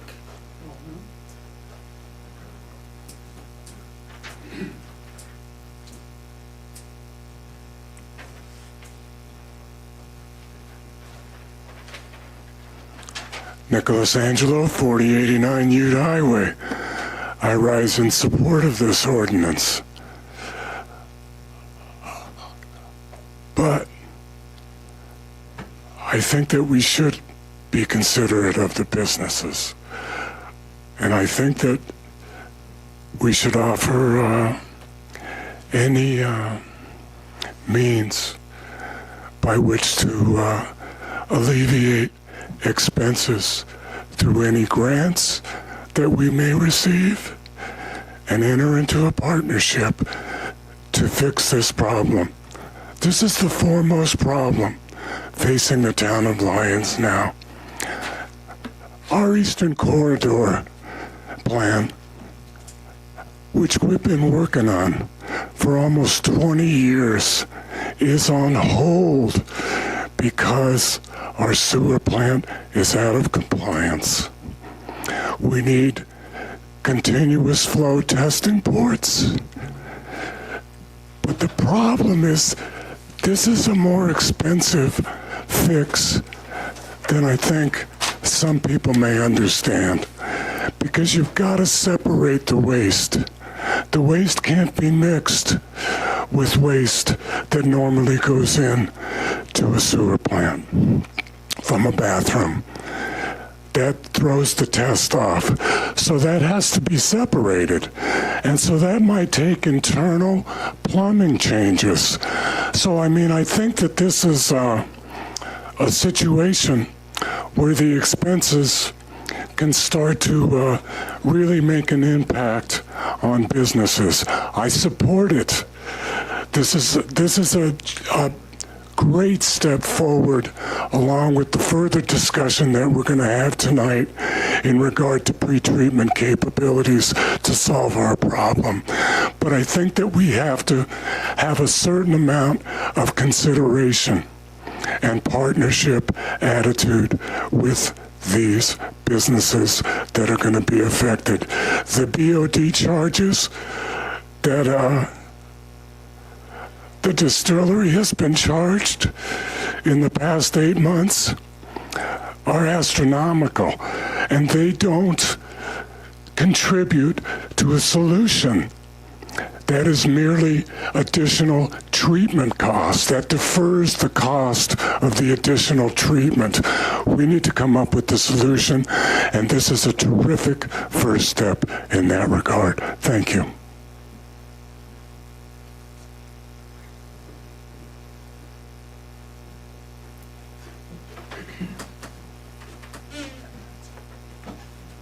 Good evening, Matt Rooney, 1636 Apple Valley Road.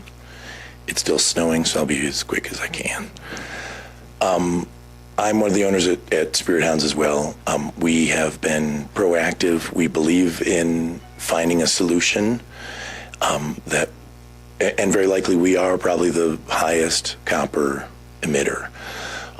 The test that we ran in January, we were proactive in it. We had our worst case scenario and we tested that.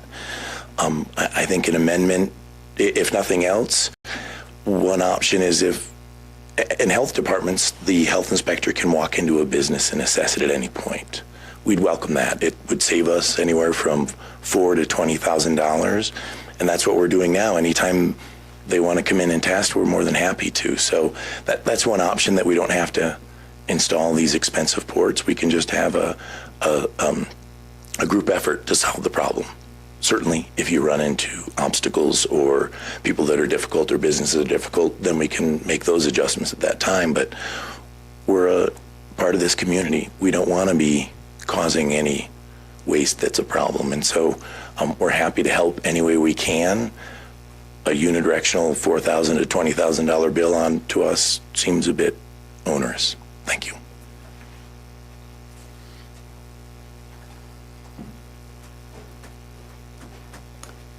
Okay, there are no other individuals who'd like to speak during the public hearing. I'll close the public hearing.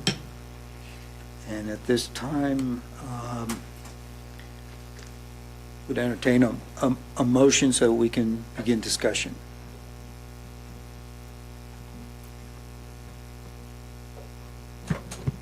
Trustee Miller?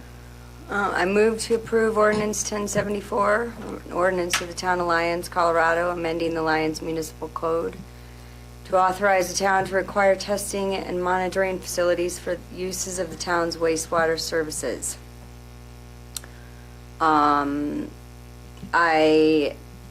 There's many, yeah, second. I'll second that. Okay. So is there any discussion? Trustee Barney? Yes, I have two amendments to offer, and I guess we'll take them one at a time. The first one is, which I'll pass copies of.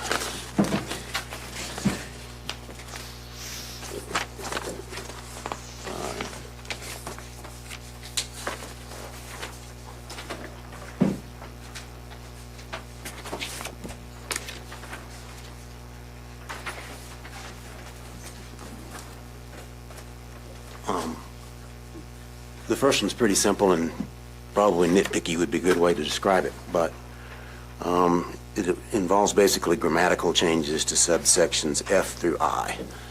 Throughout those sections, there are like plural subjects and singular pronouns that modify them, and it goes back and forth, and some inconsistent use of terms. And the first three subsections say commercial customer, the last one says non-residential user. I want to make that term consistent, and these are really to just make sure that the singular subject, which is really commercial customer, has the proper pronouns and verbs modifying it. My wife teaches advanced language arts in elementary school, and my 7th grade grammar teacher would not be happy if I let this stuff go. Some of this is in the code right now, but just as an example, F, the first one, if a commercial customer believes their high-strength waste, well, that's a singular subject and a plural pronoun. I just tried to make it consistent, and I think these are no substantive modifications at all. It's just making the language consistent in the 4 subsections. The only change other than grammatical is in subsection I, where it said non-residential user, and the prior 3 sections said commercial customer, so I just wanted to make the terminology be the same in each subsection. I move to approve those amendments. So there's a motion to make these grammatic adjustments. Is there a second? I'll second that. Okay, it's been moved and seconded. Comment. Comment. If you are one to create consistency of either non-residential or commercial, it really needs to be non-residential, because there's other classifications than commercial. There's light industrial, heavy industrial, and so it really should probably, if you're going to choose one or the other, should be non-residential. Well, and that's fine. I don't care which way we do it. Yeah. F and G are already in there saying commercial customer.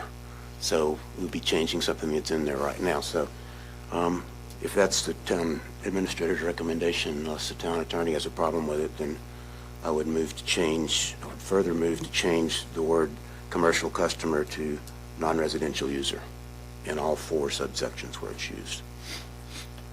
I think it means the same thing. I'll second that.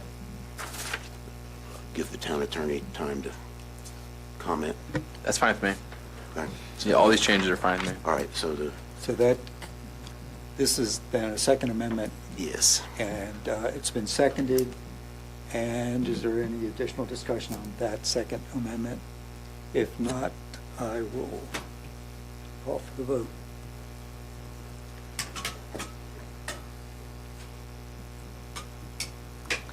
Okay, and it passes. Whoops. The mayor tried to vote. Okay, so it passes 6-0. And so now, is there any additional discussion on the First Amendment? That's really just changing the singular and plural to match. Okay. Trustee Crowe? So I could get into a couple of amendments, but I'm just really struggling here. I feel like we wanted to come up with a pre-treatment program, and I almost feel like, in a sense, that should have come before requiring the ports. Point of order. Our discussion right now is on these grammatic. Oh, I thought we just approved them. No, we approved the second. Never mind. Second. Okay. Is there any discussion on that First Amendment then? If not, then I will call for the vote. Okay, and it passes 6-0. Another amendment that I would make, which is a substantive amendment, would be to delete subparagraph L, which is in the Exhibit A version. It's the last subparagraph as proposed that deals with local limits and potential suspension of wastewater service. Begins all customers required to have wastewater testing. My motion is to delete that subparagraph, and I'll explain why if my motion is seconded. I'll second that. The reason for this is subparagraph L, as it's proposed, is kind of a mini pretreatment ordinance.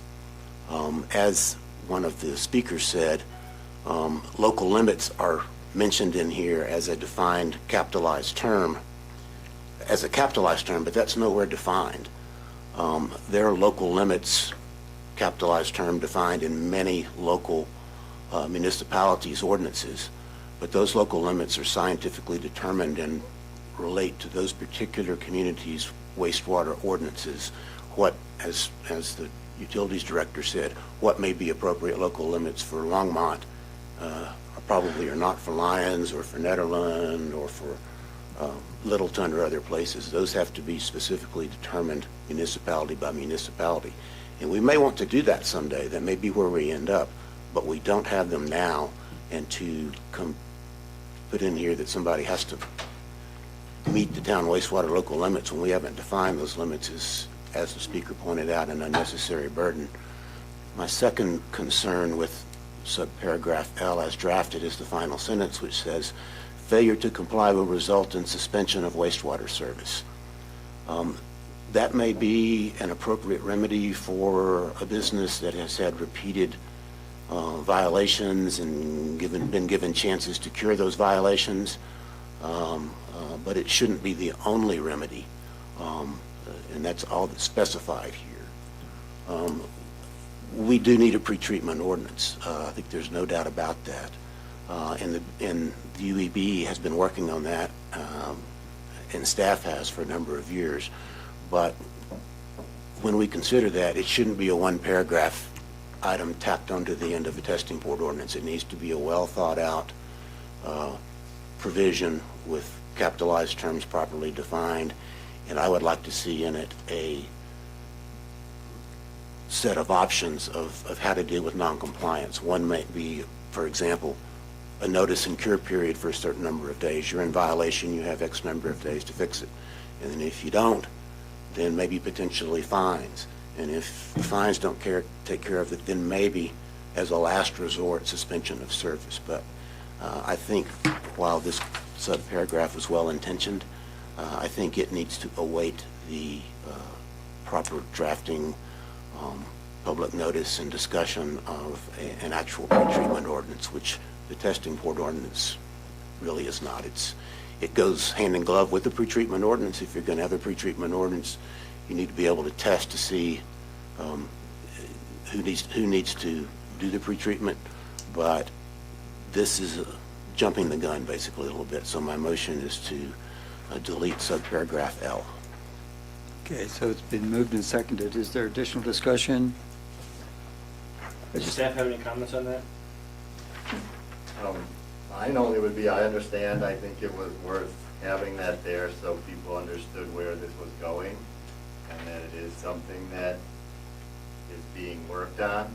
The local limits, one, I think you could still say you would want them to know they are going to need to meet the local limits, and we're allowing till June, or if that was changed to a further date out, then you would still be working on the local limits while they were working.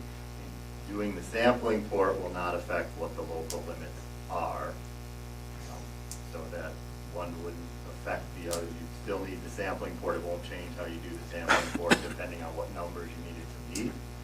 But it is also understandable to remove that for a more detailed documentation or ordinance on that. But I thought it was worthwhile for anyone who asks, why are we putting in these sampling ports if there's nothing in there talking about what you need to meet or what the consequences are?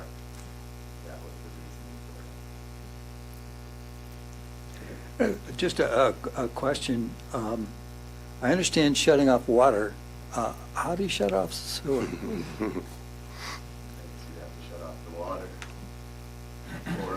But that's not what it says. And I haven't looked into the, right, so that's.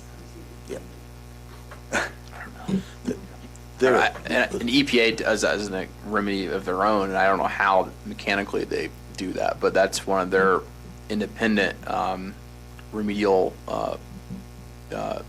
options is to shut off a business, but we decide to or not. I have seen other local pretreatment ordinances that deal with that by saying if you're out of compliance with the wastewater limits, we can shut off your water, and that's something we may want to talk about at the time. Yeah. But you're right. No, it may be more expensive to shut off the sewer than it is to You're exactly right. do something else. Are there other, is there other discussion about striking item L completely? Are we ready then to have a vote on the matter? I have an amendment if we're. Pardon? Oh, sorry. Hey, do you have a comment? Oh, no, go ahead. I thought you'd already voted on. Okay. No, we have not voted on this yet. Okay, yeah. And so if it is stricken 6-0. Okay, are there other comments or amendments? Okay. Well, I think if it's appropriate, staff would like to suggest amendment to clean up some more of the clerical kind of issues. We would request that the reference from I be changed to J and subsections F, G, H, and I. And then along with that, the standard category in subsection G be changed to exempt. And these were issues that resulted from the incorrect codification of the code. Okay, would anyone like to move to support staff's suggestion? Yes. I would move to make the amendments recommended by staff, changing the reference to standard category to exempt category, and changing the references to subparagraphs as indicated to subparagraph I. Is there a second? I'll second that. Okay, it's been moved and seconded. Any discussion? If not, I'll call for the vote. Okay, and it passes 6-0. Okay, so is there, okay, Trustee Farrell. So overall, I just wish we were passing a pretreatment ordinance before we got down to putting into this ordinance. I think we're putting, I feel like a pretreatment ordinance would help better address more reasonably the businesses that are having the biggest issues, where this feels like such a quick penalty. But so overall, I'm not in favor of this at this time, but I do have a couple of amendments in case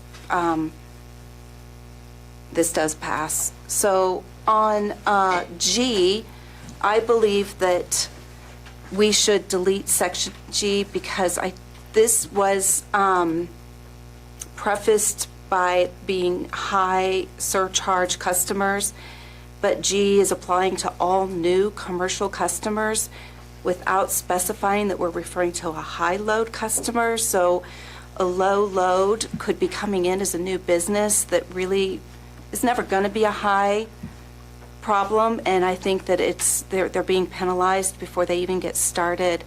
So I move to delete section G from the ordinance. Is there a second?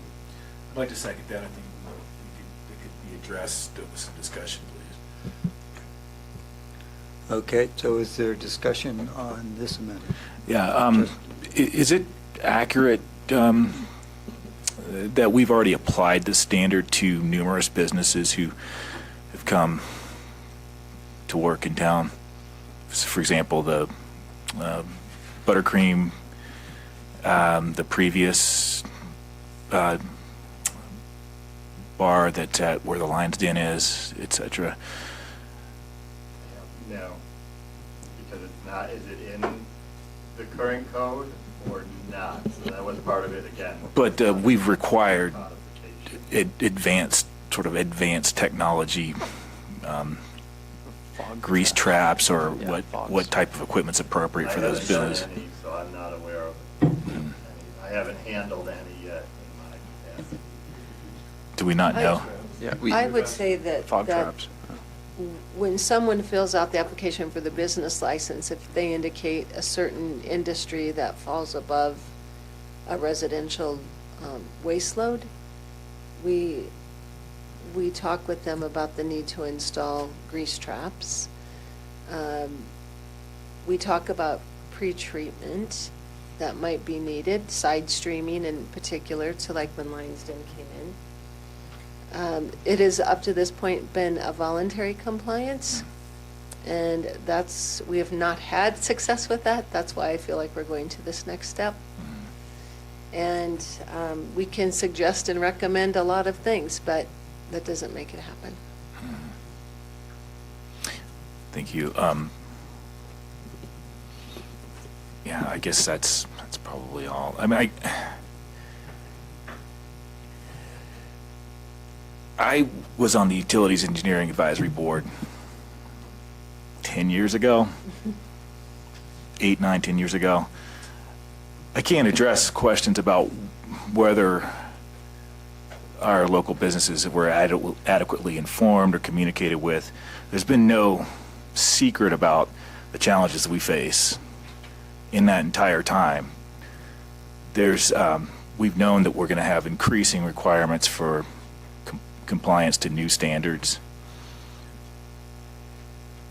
And we know that we can't be the town that is different from everywhere else, that we can look the other way or that we can let things slide. And so I see that businesses come in and they work for a year and they move on. We are talking about putting permanent infrastructure in for a piece of real estate, right? So it seems inconsequential in the long run whether the testing port is overblown for a particular application. I believe we have been requiring some very expensive equipment, or it's been installed nonetheless. For example, where Shauna's business, Grease trap. Grease traps. Just a grease trap. Grease traps. and as well as the business prior to Lion's Den. And so I guess I don't want to step too far outside of just this particular amendment. I just don't see that we're so far behind in dealing with this issue. And I know I would say our code of ethics for the Board of Trustees and town employees, et cetera, admonishes us not to criticize previous decisions of the board. I don't know if it says anything about previous indecision of the board, and unfortunately, I think we're dealing with the consequences of that, having been pushed so far down the road that we're facing a $10,000 fine for this violation. We're facing per day, and we have ways that we can spend public resources even with direct subsidies without doing what we're doing, imperiling the town in so many ways. And so I just think that we don't have time for arguments about nitpicking this and that. We have to. This is putting test ports in. That's all it is. It's a tool for pre-treatment policy that's coming. There's not even a question about we have to do this. So sorry, this may be beyond the scope of this amendment, but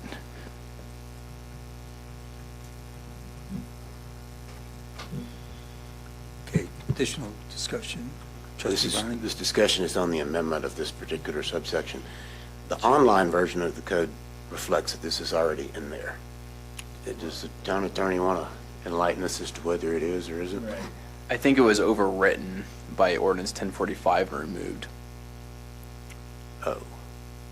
I believe that, but it's hard to tell because when they took the codification of the 3 wastewater ordinances that were done back to back to back, they did not do them, it appears, sequentially.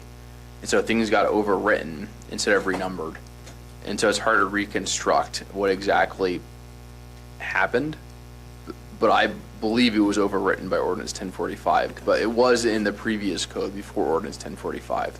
So really this is putting back in and changing the categories.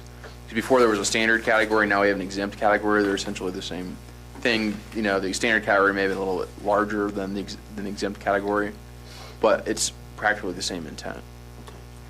You know, speaking for myself, this board was the one that passed ordinance 1045. And if we overwrote that pre-existing code section, I didn't realize we were doing that. It was unintentional on my part. I can't speak for the rest of the board. So I guess my position on the amendment was, I thought it was already in the code. If it wasn't, it should be. So I'm opposed to deleting it from this ordinance. This ordinance, keep including this ordinance will make it clear that it is in the code, and I think it should be. I agree it was not the intent of the ordinance to override that, but it appears it might have, just based on the confusion that was created in the codifier's mind of how those are supposed to be codified. And we have entire sections that are moved to vastly different places from where they were intended to be. But we think we have straightened it out, and that when the code online gets updated soon, it'll all be back to normal, and this will just help show that that was intended to stay in the code. So. Yeah, it just seems really confusing. We know what we passed, right? I mean, I was not a member of the board at that time, but we're aware what the board voted on, aren't we? Yeah, we have the 3 ordinances that are passed. And so we did enact this section of code that this amendment is concerning. The problem is that they were done sequentially. There are 3 different subjects within the wastewater code that kind of overlapped, and we renumbered things, and we did them sequentially. To basically rearrange that entire section of the wastewater code. It probably, at the time, would have been done better just to repeal the entire wastewater code and rewrite it.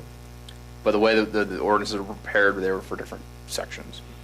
And at this point, given what the codifiers have done with it, they were given authority in the ordinances to renumber it how they saw fit, basically. And it's created such a mess of where did this piece go. It's hard to track what exactly. We know what all the content should be. We just don't know. So just sort of passing the authority on to codify has some consequential effect on what the actual municipal code is, but yeah, it shouldn't. But it did in this case because there were 3 ordinances done at the exact same time, and they didn't know how to sequence them. That's all I'm saying is that's the reality for in this specific case. But the Board of Trustees noticed and held a first and second public hearing on passing this code with full intention of it passing. It seems it's where we're going anyway, so I don't see why we would be attempting to remove it at this time.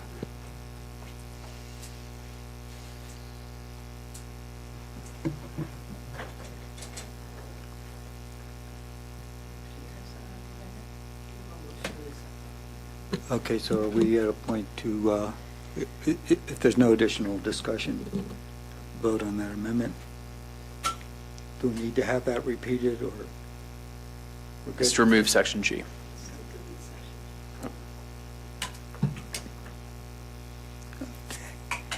And it fails 5-1. Okay, so that brings us. I have one more. Okay. I'd like to make an amendment on H, please. I move to change the date from July 30th to, June 30th to October 1st, 2020. I feel that yes, this was started in September, and I understand that, but it isn't coming before us until February. Property taxes have increased, so I think that businesses, I want to be conscientious that they're having to pay their property taxes. This is right in the middle of summer when somebody's going to be required to do what could be some significant construction. And I think that in all due respect, we should give our businesses the opportunity to have a little bit longer to plan for the expense and the contract of the work, especially since they have to go through still an application process. So I think that it would be nice for us to extend this to October. And in the meantime, we're working on a pre-treatment ordinance as well. There's a second? Okay, so it's been moved and seconded. Any discussion? Question for the town utilities director. This would basically be a 3-month, roughly from June 30th to October 1st. Push back at the deadline. Does the utilities director think that would have any material adverse effect on our, for example, our discussions with CDPHE or the EPA or?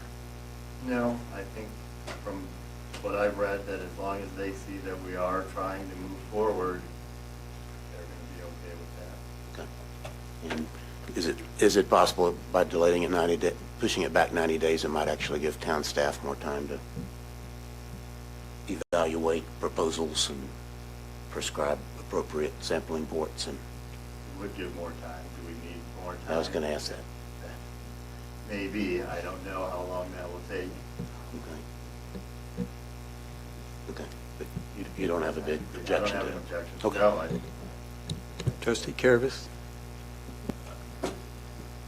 Trustee Browning asked fairly close to what I was going to ask concerning the timing.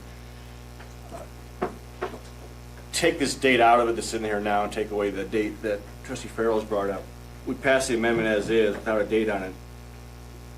Does that satisfy short-term, get us to the end of the year, early 2021? CDPHE doing what we're doing. I know we have to get the permit, you know, for the plant, the upgrade. I'm going somewhere with this. As I mentioned many times before, in this chambers, nothing operates in a bubble. There's issues that have been going on in executive session with that wastewater treatment plant.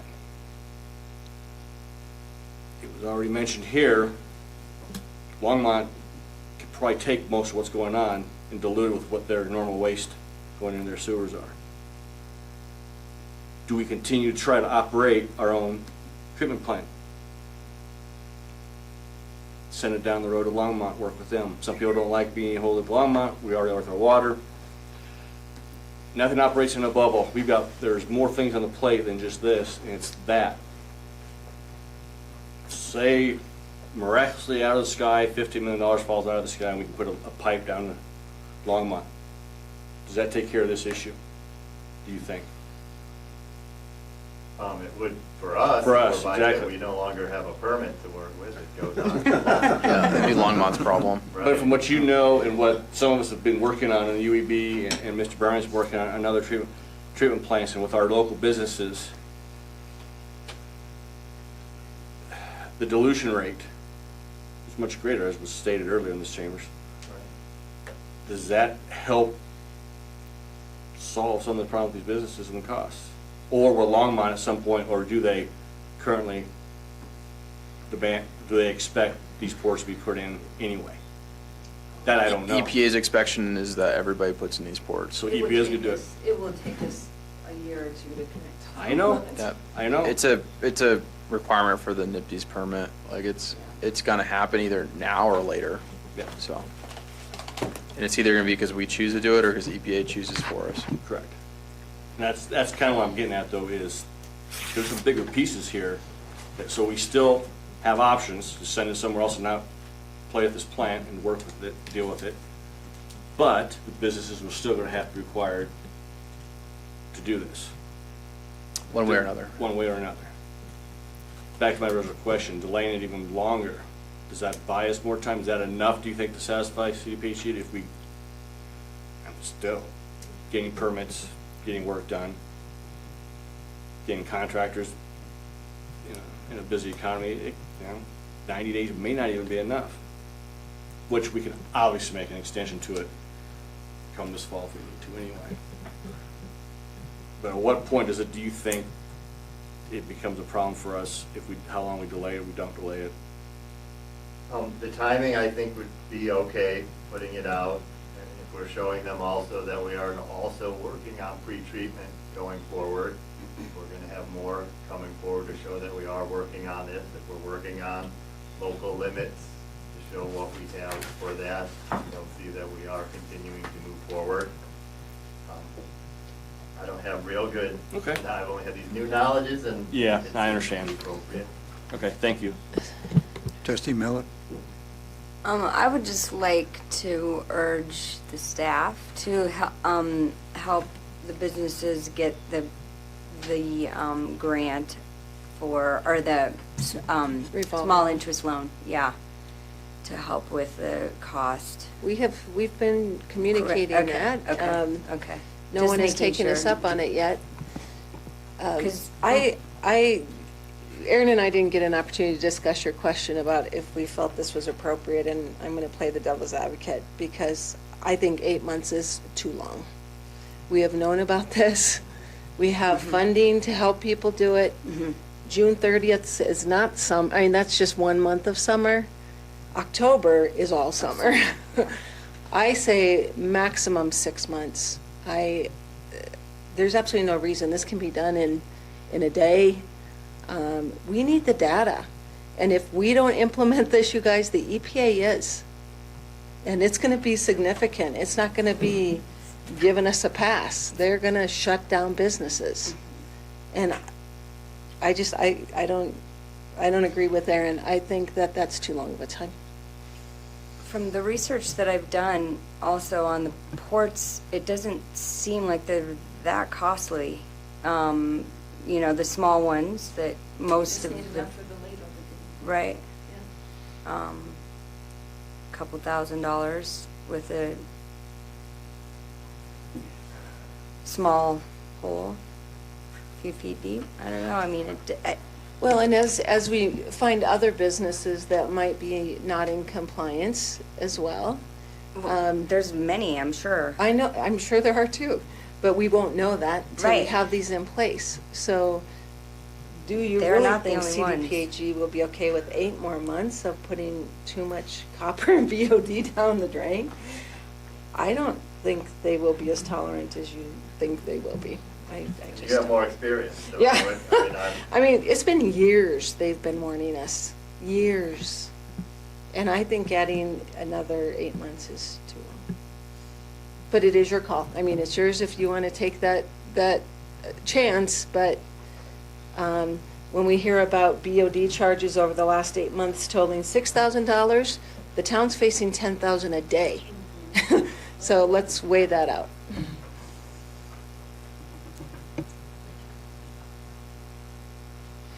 Okay, is there additional discussion on the amendment to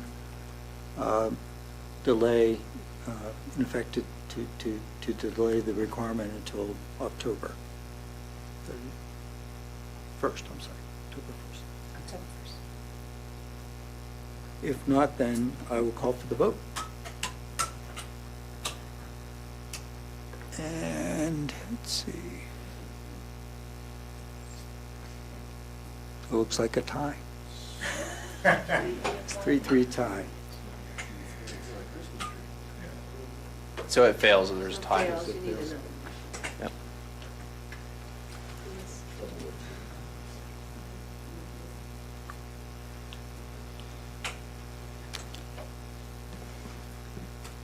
Okay, so we're back to the original motion for approval of this with all of the amendments that have been voted upon, and I hope we have a good record of those.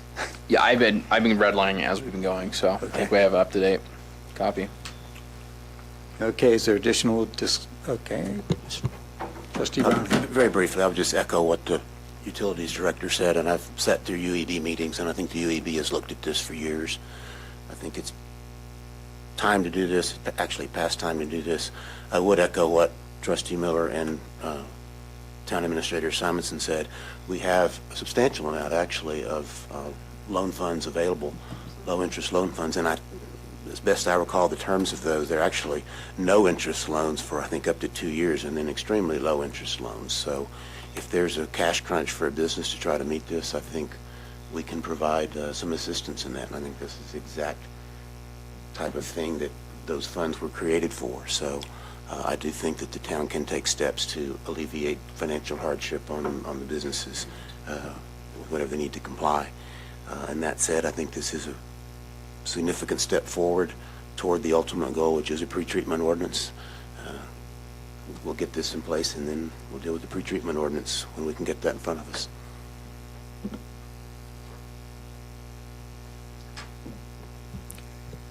Trustee Farrell?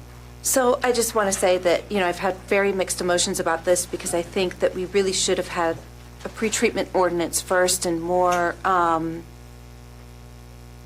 active progress towards solving a solution, perhaps with one particular business. And so, but overall, I do see the significance and the dangers of the town could not afford a $10,000 a day fine. I wish we could give the business more time. I appreciate the reminder about the revolving loan. I think that's good, and I've got an idea that I'll put forward at a later date. So I was against passing this right now, not because I'm against installing these ports, but I do feel that this is a bit restrictive on other companies that really I don't think should be involved in this at this level. So I'm going to go ahead and vote yes for this, but I have a lot of reservations about it. But I understand we have to look at the big picture, and so that's what I'll do.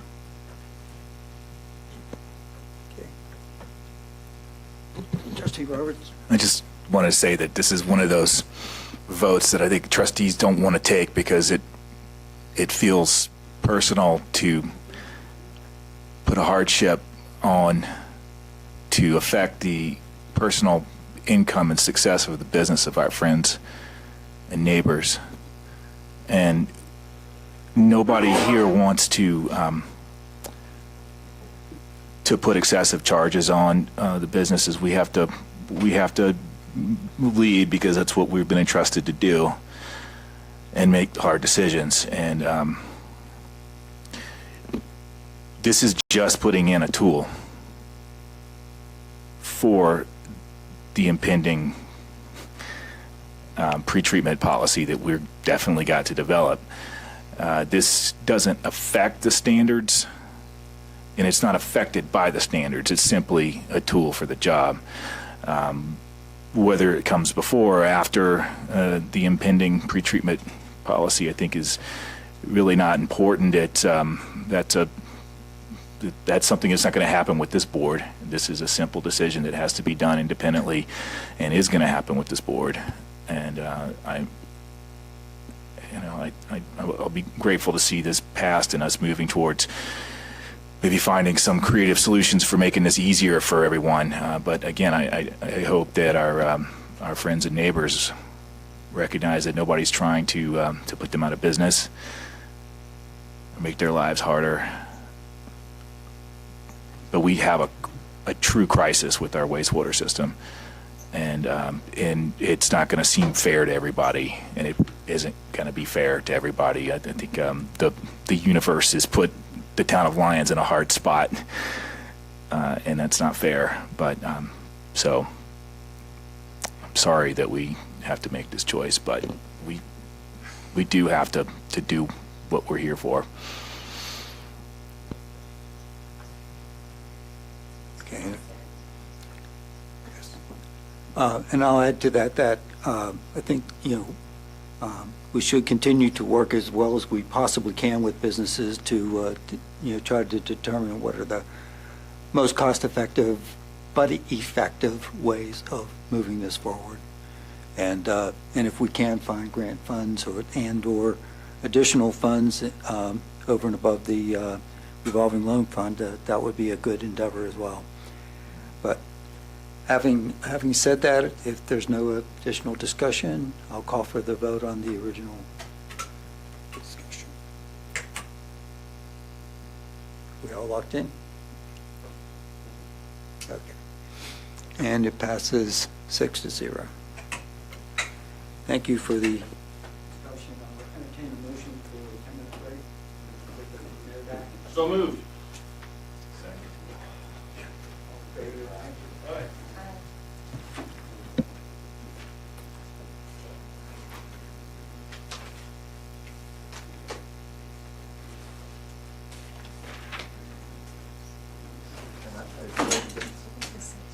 I don't know, I put my, Caleb, were you the second on the break? Yes. Amending items for future discussion. Yes. How does that going to work? Because last time it seemed to get to be into actual discussion rather than saying we're going to do future. I'm just wondering, right? So tonight it is discussion. It was moved forward from last time. The one, no. The Lake The McIntosh? pre-treat, no, the pre-treatment. The only future discussion. Oh, that was, Mark is asking for the board to talk about it. Right. That's a really narrow thing. Whether you want to put it on a future agenda or not. Right, it's really whether it's on the agenda, and the reason I did Right. put something on the agenda is we gave you the direction. Just made it specifying. Dolores, I'm emailing you the I was just trying to say how much I'm supposed to be prepared for it. I know. What do I have? She's like, I didn't get it either.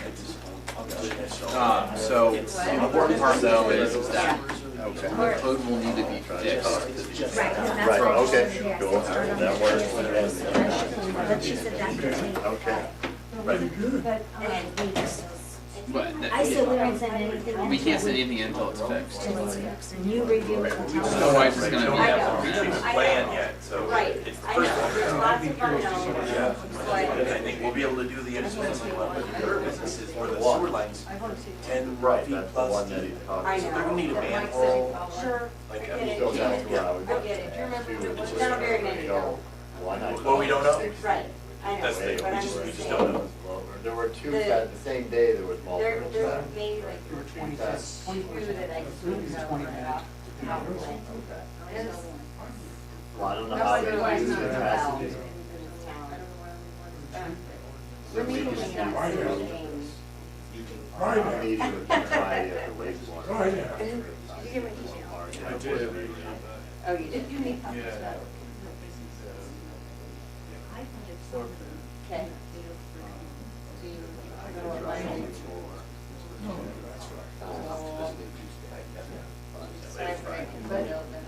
We're gonna try to get our. Well, yeah, it's kind of, Like, that's what I, Some of them are only. because when, last time we spoke. yeah, it looked like it was Some of the bigger ones. past. You pull down. I mean, what I thought. Non-residential areas, setbacks. So it depends, there's a number of things that go into evaluating what you can Work inside. Well, it'll be out the back, you know, just like that. There's a library. A couple libraries. That's what I thought. Certainly not results. During part of the meeting, during part of the not. Right. I mean, we're actually has. Oh, yeah, I can see that.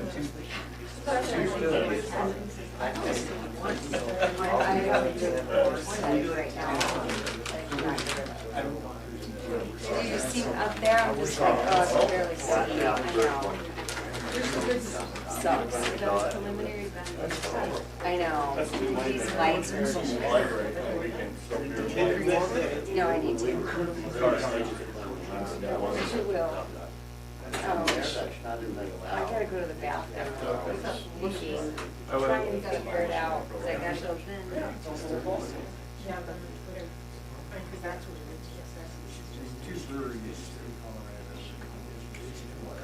They still haven't announced the results yet.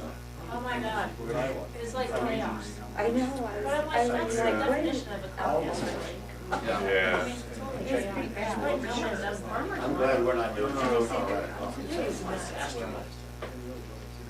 Well, it's like adding all the other chaos. They threw out the Des Moines Register poll that, that was supposed to happen. Yeah, they screwed up the font, yeah. They're cutting off people's names. Say all of us were running, different people's screens, one of the name got knocked off.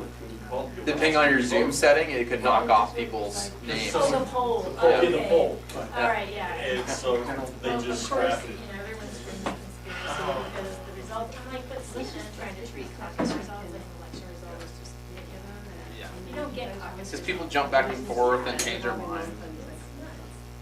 So-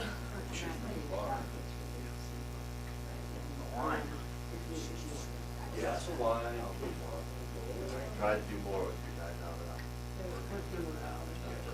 All right, I think that's pretty, what I Oh, the said. one you sent me? Yeah, so we'll have to accept all this changes and shove it in the ordinance. Trying to figure out. Utility ordinance. Oh, I think your usual Montezuma revenge. This is just off like 200 boroughs set of all Just got right on.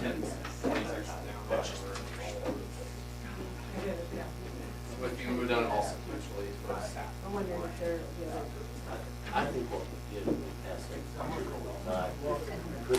What's that? The sending it to Left out the line. I was looking up something. So, you want to do this.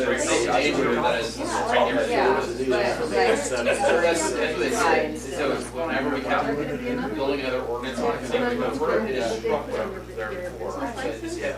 Still only 10% of the footprint. Yeah, but with Walter's form, yeah, Ramey's supposed to be. you're changing the open space, there's a number of. I'll look it up. I don't, you don't want to be like, this is open space. Oh, no. Open We, space you for know, now. that you are just a big connect. There, It's not it's an open I mean, space. it's back. It's my yard. Technically, yeah. I don't think it's something.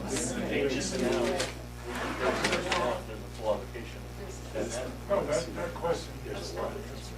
What? Right. You said 1% setbacks.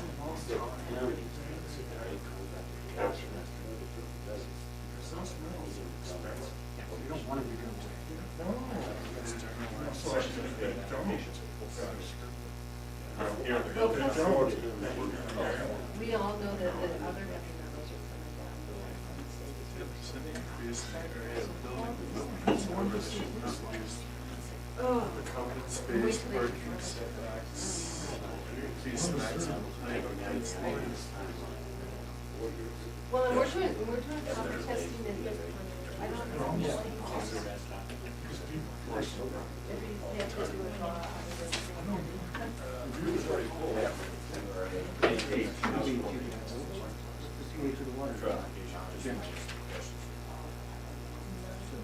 But they, we got 20 homes that we want to.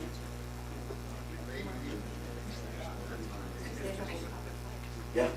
Yeah, our old house was And it was actually, it was the state. We're doing these at 4 in the morning. Years, like late 70s to 80s. After that.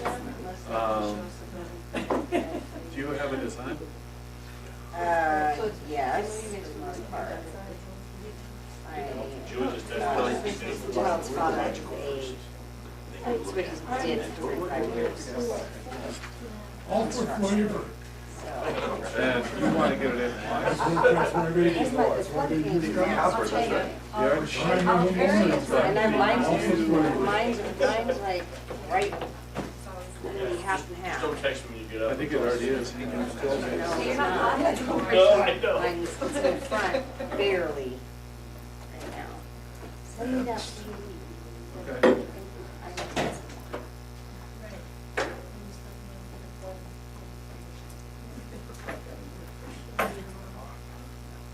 Okay. Right.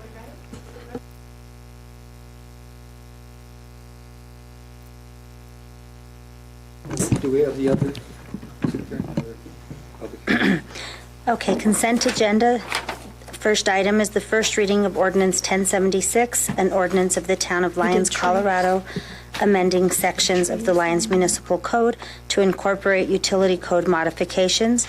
Number 2 is the first reading of ordinance 1078, an ordinance of the Town of Lyons, Colorado, amending sections of the Lyons Municipal Code to clarify littering and illegal dumping violations.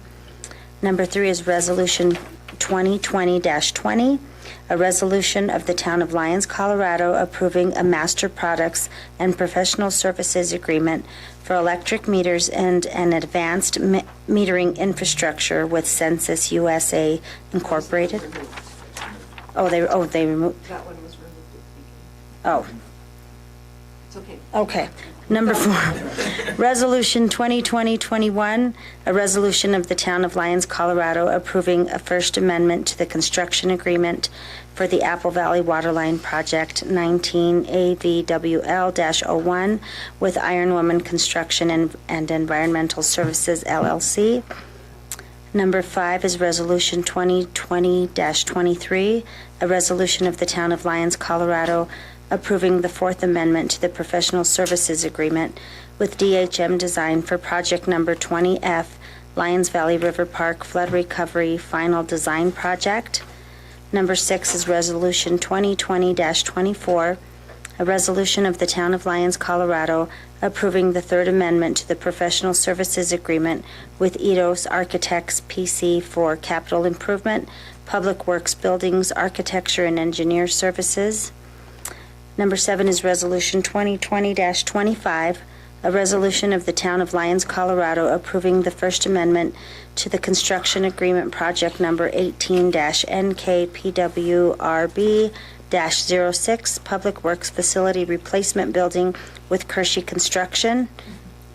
Number 8 is Resolution 2020-14, a resolution of the Town of Lyons, Colorado, approving an intergovernmental agreement between Boulder County, City of Boulder, City of Longmont, City and County of Broomfield, Town of Erie, City of Lafayette, City of Louisville, Town of Superior, Town of Nederland, Town of Lyons, regarding the Boulder Area Trails Mobile Application Project.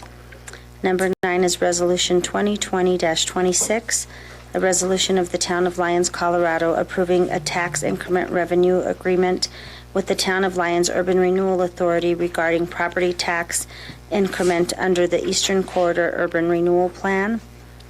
Number 10 is Resolution 2020-27, a resolution of the Town of Lyons approving a used equipment agreement with the City of Longmont. Number 11 is the January 21st, 2020 Board of Trustees minutes. Number 12 is the January accounts payable. Okay, thank you. Well, would anyone like to pull any items from consent? Number 8, please. Okay. 9. All right. Any others? Is there a motion to approve the remaining items on consent, please? I move to approve the remaining items on consent, except for items 3, 8, and 9. Second Mayor Pro Tem's motion. Any further discussion? Hearing none, I'll call for the vote.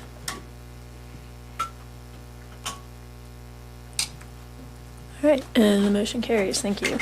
One remaining item left for general business. Number 3, this is regarding discussion direction to staff for the use of Lyons Property Settlement Funds for purchasing Macintosh water shares.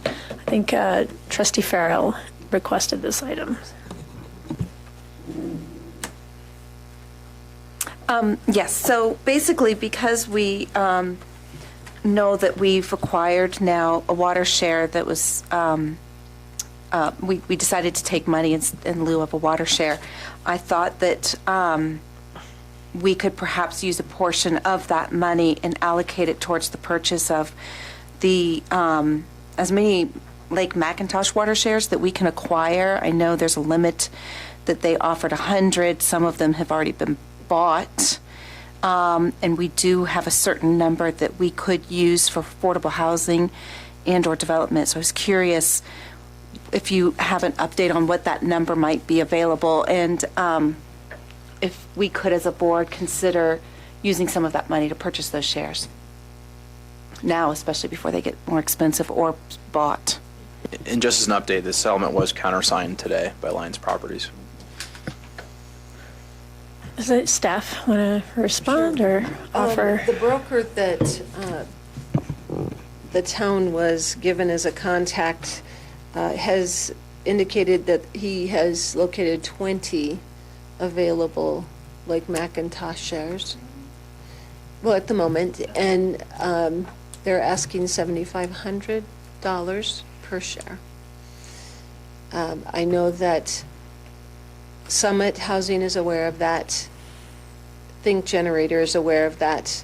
I think they're both waiting to see if there's a possibility the town is wanting to acquire them and then let them buy them from us, pay us just cash for those. So I think they're both kind of waiting to hear that. If not, I guess they will be vying for those 20 shares. So that's the latest rate that I've heard and amount of shares available through this one seller. Several brokers know that there's going to be requests for more water coming up shortly. Any comments? And we need to Christopher? remember that one share of Macintosh, one CBT unit is equal to 1.4 shares of Macintosh. So that 20 is probably more like 15. So the price actually has gone up since I think what we initially talked about, so already within such a short period of time. So I guess, I think that further makes me feel that we probably should act on this sooner than later. If we're going to allocate any of that money, then it's not from what we've budgeted for the year. Remind me what the settlement dollar amount ended up being, the final. $70,000. 70 was right, okay. Any other comments? I'm sorry, Trustee Robbins, I'm doing math. So presumably, we could buy 9 shares and... Yeah, so you beat me to it, okay. What does that? What would that buy us? I mean, is this something that Mr. Tamburello's group is sort of hoping or asked that we would do? Or, I mean, what we received in a message from you a few weeks ago sort of seemed like that they're feeling a little anxious about those shares going away. They're not going to see us sort of competing for the remaining shares because the idea is that we would be. Well, it's what are we proposing? Do you know? Specifically, like what I think it's more of until they close, they probably don't want to buy shares, but they don't want these to be taken by someone else, and the price goes up again. Summit, we're working with them on, now that we have this new submittal Friday, and there's been a slight change in the number of multifamily units versus single family, so that now changes the number of water shares they are going to need. Kind of the same boat. Until they close, they probably aren't wanting to own local water. So there's no losing situation here. It's well, someone else from the private market could buy them and hold them and sell them to us for more in a couple months. So but perhaps it would make the Mr. Tamburello feel a little better about closing if we sort of Had some put water. that hand out. Pardon? Probably. Okay. I think they both. And are- if for some reason they walked away from the deal, we would have shares that could be then paid for affordable housing uses.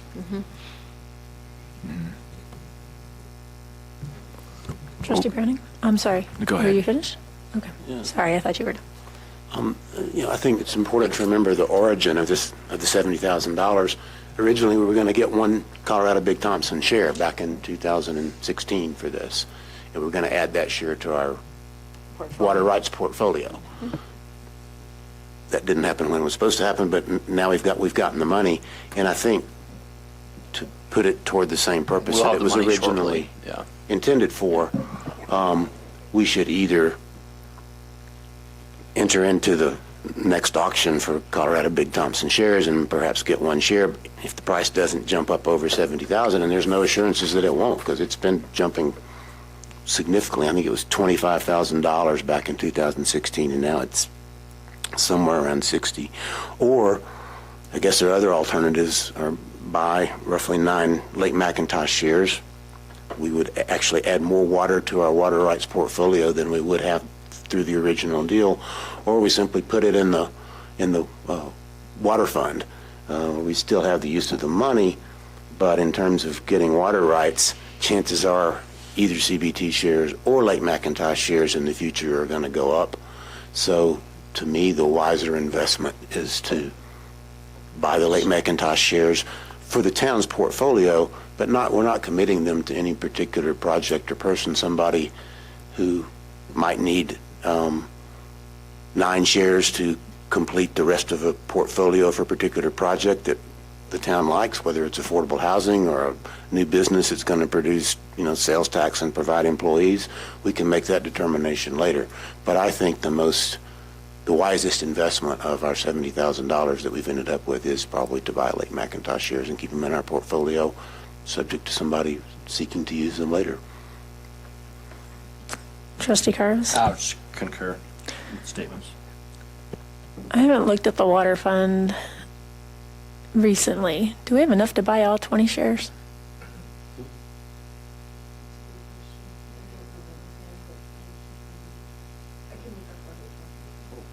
It's just a thought. I mean, I think all the same reasons and things we just talked about could say, is it worth buying all 20 available shares if we can afford it? Because I think,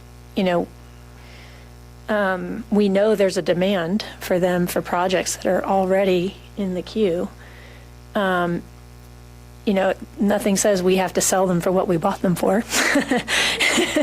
And so it's just a thought. It might be worth looking at that. Trustee Brown? Following up on that, if the Tamburello contract closes on February 13th, whenever it's supposed to now, didn't Jill tell us that those are unbudgeted proceeds and don't half of those go to the water fund? So there's a potential source that's something we could do with that money if it comes in. So it sounds like there's enough interest in the staff researching what we might want to do and what funding we have available. I agree. I think if we feel like there's certainty on the closing of the property, that would be additional funds that we could put toward that. The other question I had was, did we confirm a citizen of Lyons bought a number of shares as well? Only verbally. We don't know for sure. Just that they intended to. Trustee Brown? I can tell you that I've talked to that citizen, and he did. His purpose for doing that is to have them available to do future affordable housing projects. It's not to speculate on upward value of Lake McIntosh shares. That was his intended purpose. Do we know how many shares? I don't trust my memory, but How many? I think that's what I have in my mind, but I could be wrong. I think so, Okay. but I want to make that clear. This isn't somebody who's speculating on these shares. He has in mind and has looked into already a couple of potential affordable housing projects, and that's the goal. And do we know how many shares Tamburello will need? No, not yet. Okay. Not until he has a more definite design. Okay. All right, great. Thank you for bringing that up. Next item is number... Are we getting direction? I think we said there was enough interest, the board seems to be consensus, to look into how many shares we might want to purchase and what that might look like. Number 8. Forget who was who. I did. Okay, thanks. Did you want to do number 3 first? That was number 3, wasn't it? No, 3 got pulled. They Pulled, changed pulled. it. I mean, they dropped it. Yeah, staff pulled 3 at the beginning, sorry. Thank you. Okay. Contract wasn't ready yet. Contract language for number 3 was not ready. That's why. There were some late last minute changes by census. Okay. Yeah. Thank you. Okay, sorry. Trustee Caravis, do you want your microphone? That probably would help, wouldn't it? 8, just the trail. I lost track where I was on my little screen here, so. The trail application, did staff look at that?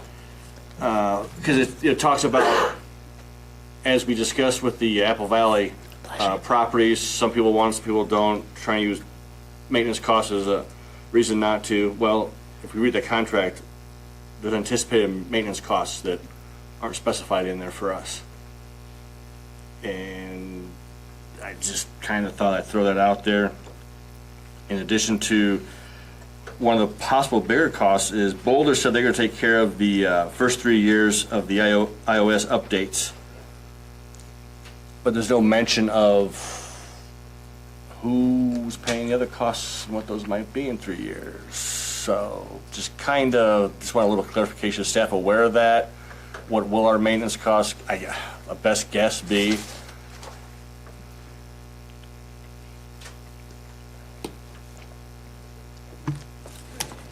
It's my understanding that with the IGA involving so many other communities as well, that this is really again, a push by Boulder County to have a total buy-in from all the communities. And they've not identified that I'm aware of what they think that maintenance will be moving forward, but I think that's probably fairly insignificant for Lions, and maybe something we can negotiate with them as well, if we don't feel we... I'm for this, I'm going to vote for it. I like the idea of the trails connecting all the different counties, but as we talk about, and there are certain parts of our commissions that, like I said, are Paul left a little too early. opposite parts of things on properties and maintenance costs. Well, this is an unknown maintenance cost, and it's... Well, this is but you to it's deal really with just, future. it's a mobile app Yeah. that people will be able to pull up all the trails on their phones and what conditions they're in.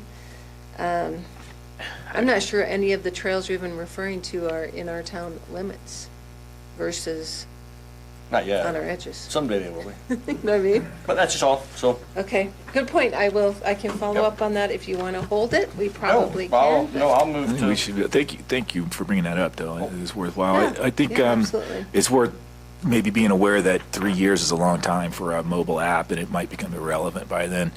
But superseded by something that's more powerful and more interesting, or what have you. But we also acknowledge and are grateful that all of our neighbors in the metro area and the state, lottery ticket buyers, pay for a lot of open space and trails around us, and give us lots of grants to. It seems like this is coming to us. It's a great benefit. All right. Any other comments? Mayor Pro Tem. I do like the fact that the maps do show even the little trails in between the houses in Stone Canyon and so forth. I was surprised, though. I had thought there was a trail that the town had that went from sort of behind Eagle Canyon up over the mountain, and what didn't show on the map, so I was just surprised by that. I can follow up on that too. Like I said, I wasn't really very involved with this project particularly. I don't know if Paul didn't hear you pull it off the consent or what, but it can wait if we need to. But I can point it out. I mean, if you ask about it. Do you think the neighborhood really wants them? No, It's not an official trail, though, is it? There's no official trail there, is there? I remember reading that there was a trail that went there. Now, whether it's an official trail? There is a way to get up there, but it's not a publicly official trail. Yeah. But some people may go up there with their dogs from time to time. Just saying. Okay. I move Is there a to motion? approve resolution 2020-14. Is there a second? Coming down in the neighborhood now that I know I can get around. Is there a second? I go the back way. Oh, second. Thank you. Any further discussion? Call for the vote. Okay, motion carries 7-0. Number 9, Trustee Browning. Bless you.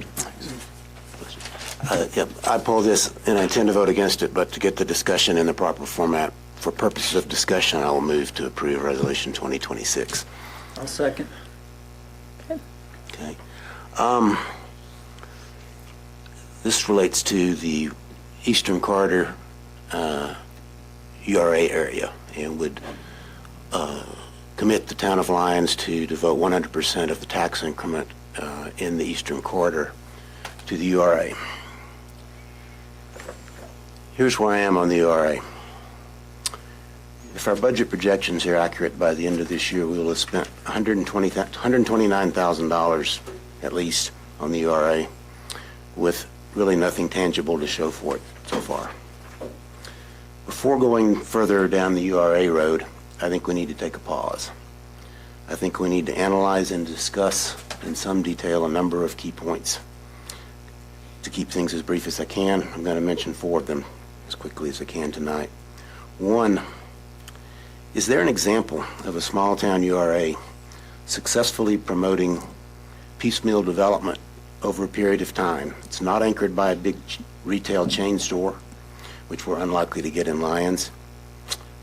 In other words, do we have a successful business model to follow for a URA?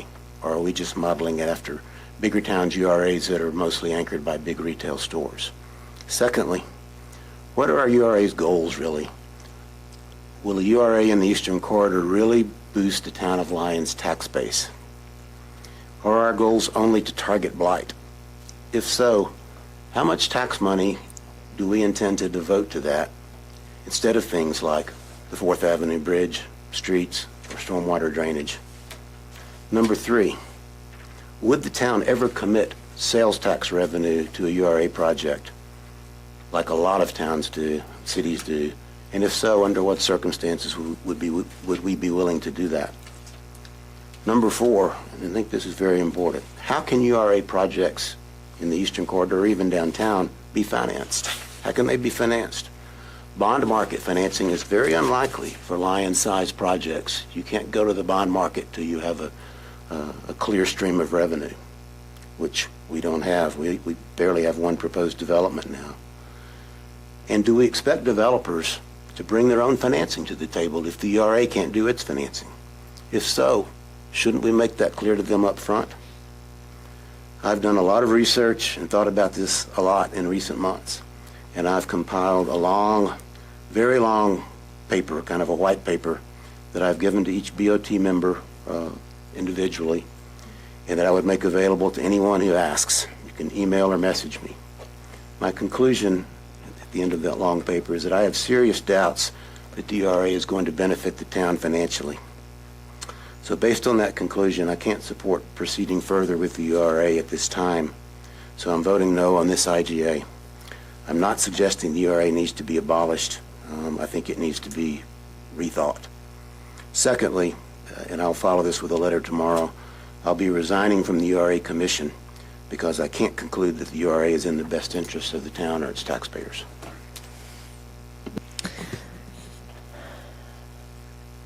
So I guess I want to respond to the last statement first. I usually, certainly respect your decision to resign, but quitting things never usually helps you resolve or improve the things that you think are not working. So I'm sorry to hear that you're going to do that. I think you can usually do more to correct the things that you want to see changed from inside. There's a lot to respond to in there. I guess the thing for me is that this isn't really the place to oppose the Eastern Corridor URA. I think we have a decision point later whether we want to put a plan in there or not. This simply just allocates the town's portion of the TIF as part of that negotiation process. So certainly, I think even if anyone else has concerns about some of the, I think, legitimate questions that are being asked, I think there's a different place for that. We can't get to that question unless we get through these negotiations. So I would like to see us continue to try to move toward that question of the overall, should we put a URA plan in place out in the Eastern Corridor? Excuse me. I have very different thought on URA. I think, is there more we need to understand? Yes, absolutely. But I think a lot of these questions can't be answered until you have a project come forward. And I think because of our size, and actually I have sat through many URA presentations at CML many years in a row, and there are a lot of good examples of small communities using URA for small projects that have nothing to do with big box stores. Parking decks comes up a ton that they've used URAs for. There's all kinds of small projects that I have seen good examples of URAs being successful. It's, interesting why no one's taken advantage of it, but I think part of that is just we don't promote it. I think we do have to do some promotion to get people to understand what they could be using the URA for.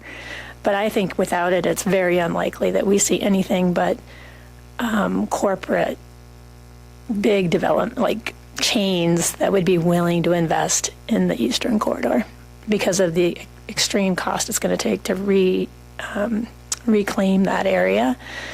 I mean, even we're having those conversations with Mr. Tembrello. I mean, he's got a funding gap to do what he wants to do out there. And most of that comes from mitigation of a site that's been blighted for decades. And so, this is really the area where URA will have the most benefit for the town. I hope someone will finally take advantage of it in town, and I think they eventually will. But I think the reason they haven't is that some of the rental older properties have cash flowed pretty well for the owners, and there's not been a big incentive to remodel them.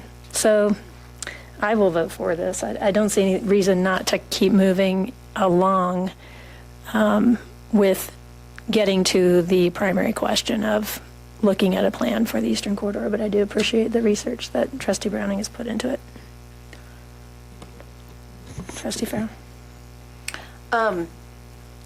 I'm actually concurring with Mayor Sullivan, but I wanted to respond to the portion about sales tax to say that I appreciate that input to use that as kind of a beware sign, because I do think that the town will want to have those sales tax to go towards the things that we need in order to continue to support all of the infrastructures that we have for our community, or already in place, or what we need to continue.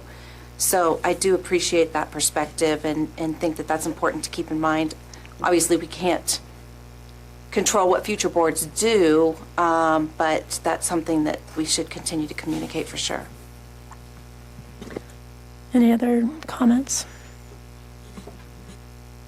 If no other comments, is there a motion?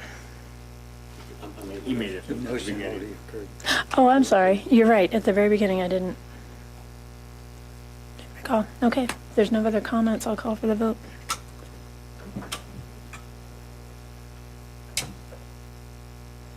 All right. The motion carries 5-2. All right. Thank you. Wendy did you get the, okay. All right. So that covers those. We have a discussion item for a future agenda. Trustee Browning. Yeah, this was pretty limited, so I suggested to Interim Utilities Director Kaplan that you're still here. Okay. This really relates to timing only, and this really is just a request for an agenda item. It's not a discussion of pretreatment ordinance.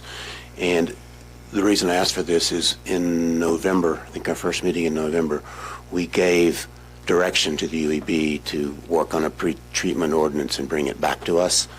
But our oversight, probably my oversight, we didn't give them any direction as to timing on that. And so I thought this board ought to have a discussion fairly soon about whether the current board, before some of us rotate off, want to take up a pretreatment ordinance or not and direct the UEB accordingly. So this is really just asking for a future agenda item for this board to discuss. Do we want to take up a pretreatment ordinance by, I think April 6th is our last regular meeting or not? So that's the only thing I'm requesting here. Not the merits of pretreatment orders, but do we want to discuss the timing of this board to consider one? Or we may decide to kick it to the next board, but I think we ought to discuss that. So. Any comments? Trustee Roberts? Well, we did sort of tie the future of our water rates to adopting a pretreatment ordinance, right? So if we need to give the UEB direction on timing of preparing their input to pretreatment ordinance, they're not on the same schedule that the terms of the board are. So it seems whether or not this board is going to take up and pass a pretreatment ordinance, then it seems like we should go ahead and move forward with directing the UEB move forward with preparing their input to the policy. So I would support addressing this soon. Is the question to have an agenda item, This is merely to have an agenda item. or is it, so we can just put it on, anybody object to putting it on a future agenda? Okay, it'll come up on a future agenda. All right, trustee reports. Any volunteers to go first? Go ahead, trustee Farrell. So on the Lions Arts and Humanities Commission, there are 12 new sculpture submissions to the Hearts of Lions to be installed around town.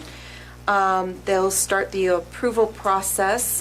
We can accept 4 of them based on what we have in the budget for, I'm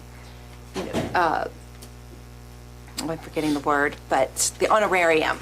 So, process. So that's exciting. So look for, hopefully within the next couple of months, we'll have some 4 new pieces of art in town.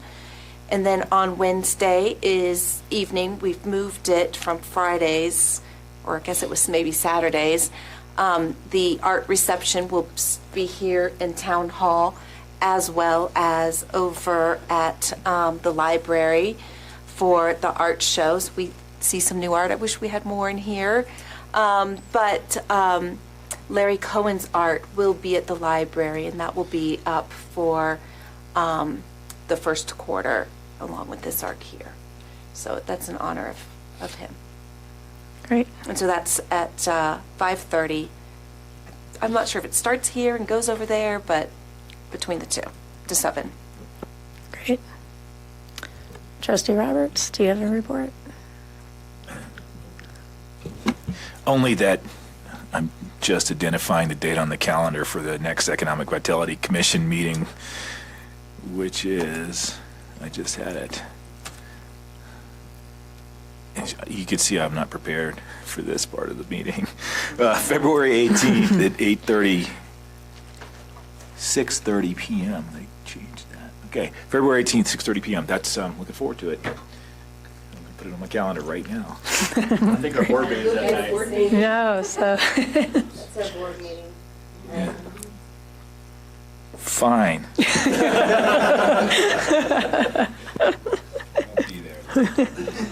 We'll get a report from someone We don't go there instead of here. Anything else? It's the 19th. Did I say the 18th? The 19th. I should have just left my microphone off. Mayor Pro Tem? Yeah, the one item that was on the PCDC agenda, the workshop agenda, was a presentation by a consultant who could sort of carry the downtown design guidelines over the finish line, primarily through a very graphic kind of presentation to communicate the effects of it. Presentation actually was quite good. The woman that made the presentation was very knowledgeable, very good communicator. Talked about how talked about the value of presenting to businesses and others who may have interest in investing, how the design guidelines could benefit them. And be happy to share her presentation. It is very interesting, although I think her personality was probably the biggest selling point, if you will, to the PCDC. So the PCDC was very receptive. After she left, I did raise the point that, what's the value that's created for the town, and how can we crisply understand that? If in fact there is a value to the town, what is it, and how does the town realize it in terms of the downtown design guidelines? And there was discussion then are the guidelines in the current state sufficient? And do we need to push them over, further so that people have a greater, deeper understanding of them and receptivity and an understanding of how it will be helpful for businesses and for the town? I don't know that we're all the way there yet in terms of having defined the value for the town, although it could well be that if two or three of the sort of in the current pipeline efforts, such as the Valley Bank building and perhaps a couple more that are potentially in the pipeline, could create more value than the cost of this. And if this would accelerate those products by a year or two, it would pretty much probably pay for itself, just based on using the same tool that I use for downtown URA returns. So I think that's really the challenge, is trying to determine if in fact the consultant would create that additional value. Complicating matters is that it was budgeted last year and not undertaken and not budgeted this year. So it would require a resolution of the board, I believe, to reallocate funds for this purpose. All right. That's where we're at. Good update. Trustee Browning? The SFC hasn't met since our last meeting. They'll be meeting on the 13th. I do want to, again, remind everybody, there is a vacancy on the SFC. Ken Singer resigned to work on the newspaper, and I've told them they need to formally, in writing. I think I knew that. I know, but it's been Okay. like 2 or 3 months now. Oh. He really has resigned. Whether a written communication to that effect has made its way through the proper channels or not. So there is a vacancy, and at the meeting I will again remind them that they need to communicate that in writing to the mayor and the town administrator. You may have, I'll have to go back and double Maybe check, but I not. don't recall it, but could be just down in I my doubt it, inbox. but- Okay. All right. It's hard to keep track of those things. Trustee Miller? I don't have anything to report because I missed the last meeting for Housing and Human Services because I was in Florida. And the next one is February 11th, Tuesday. So I will be at that, 3:30 to 5. All right. Trustee Carvis? Aaron left. UEB meeting Wednesday, 4:30, right here. Come one, come all. UEB meeting is scheduled for February 18th. EAB, Ecology Board.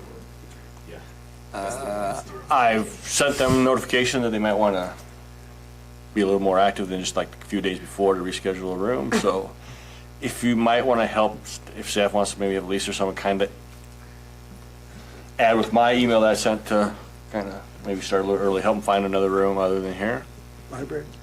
I suggest library in the depot. And of course, they'll be working on what we just sent back to them for about 3 years now, 3.5 years almost. Let's see. And possible future agenda item. Do you want it in writing or can I just announce it here?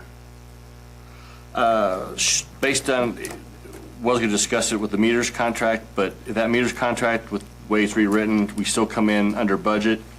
I would like to discuss keeping that additional monies that were budgeted for that with the UEB to expand on the census, what SS Park has done with applications in an app that actually can notify our staff and customers faster and better than actually some of the census stuff can. And they've already spent most money up front, so maybe direct the UEB and staff to work together. I guess the UEB director is the part-time utilities director, so he can work with himself and the rest of UEB to go down that path. All right. Yeah, he'll know what it means. Is that okay? Yeah, good. I think right. that's it. Unless you want me to ramble on, I can ramble on about something. No. No, we're Okay. good. Thank you. No hesitation from the two here, did, was there? All right. Sergeant Christ said earlier, we did have a really good, productive meeting with Lions Den, the owners of the building, and the business owner. And just, they're very open and wanting to be proactive with having set expectations for what they can and can't do from a noise and music standpoint, particularly outside.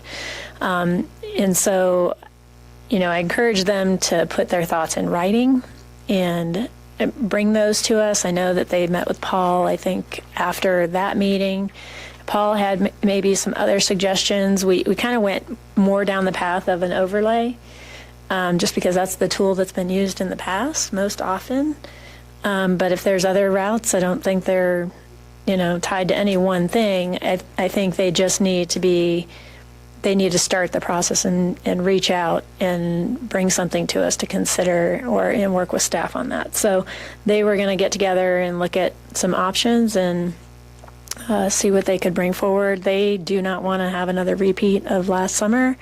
I don't either. I got a lot of those phone calls every Friday and Saturday night, and I know Sergeant Christ is very hopeful that this board will try to do something as quickly as we can to try to mitigate this before we go into the May summer months. So we'll hopefully see something from them soon.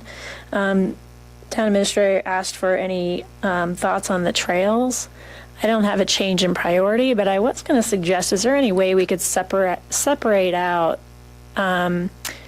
the one item was a path to Steamboat Mountain and back up there, but could we try to see if we could connect Eagle Canyon to the existing bike trail as a separate piece versus just lumping it in with everything all the way up to Steamboat Mountain? I mean, that seems like it should be some low-hanging fruit to try to do that. Well, they are, but I mean, there's lots of small segments in there. What's that? The trail that goes from Eagle Canyon to... No, there's no trail to Eagle. It's like the bike path across that stops at the baseline. We're not going to have a Steamboat Mountain Trail probably, but definitely. Agreed. That's why I say separate this, because we will never see a Steamboat Mountain Trail probably in our lifetimes of living here, except for the one that exists now that no one knows about. But I think if we could say, that little piece is important, that would be really good. There's so many people that walk that stretch, and it is hairy kind of for kids on their bikes and things like that, trying to get from Eagle Canyon and also the development up past us. I actually saw a whole family walking there today in the cars. You know what they do? They pull over to talk on their phones right there. And so what happens is you're not expecting cars to be pulling over, and they do it all the time because you lose reception as soon as you get past Eagle Canyon. And so if we could connect that and or do something to make it look like there's a trail there and that's pedestrian, that would be that seems like it's not a huge project, and if we could get it on the list, it's like the Highway 7, connector that we're trying to get back to South St. Vrain Road. They're small pieces, but they're important pieces because they're really within our town. So that was just my one observation on that. I don't know if it's possible, but commission-wise, the students haven't met. It didn't meet in January, so we're going to try to get them together sometime in the next couple weeks. I did go to a Boulder County Task Force meeting with one of our commissioners, Beck Farrell, and trying to stay current on what's happening with vaping regulations. And there's a lot going on. It's kind of a race to the finish line of whether the federal government gets there first, or the FDA, or the state legislature, or Boulder County. We're not sure who's, everybody's kind of doing stuff in this area. And I think our sense is we want to see what the state does with there's two bills proposed.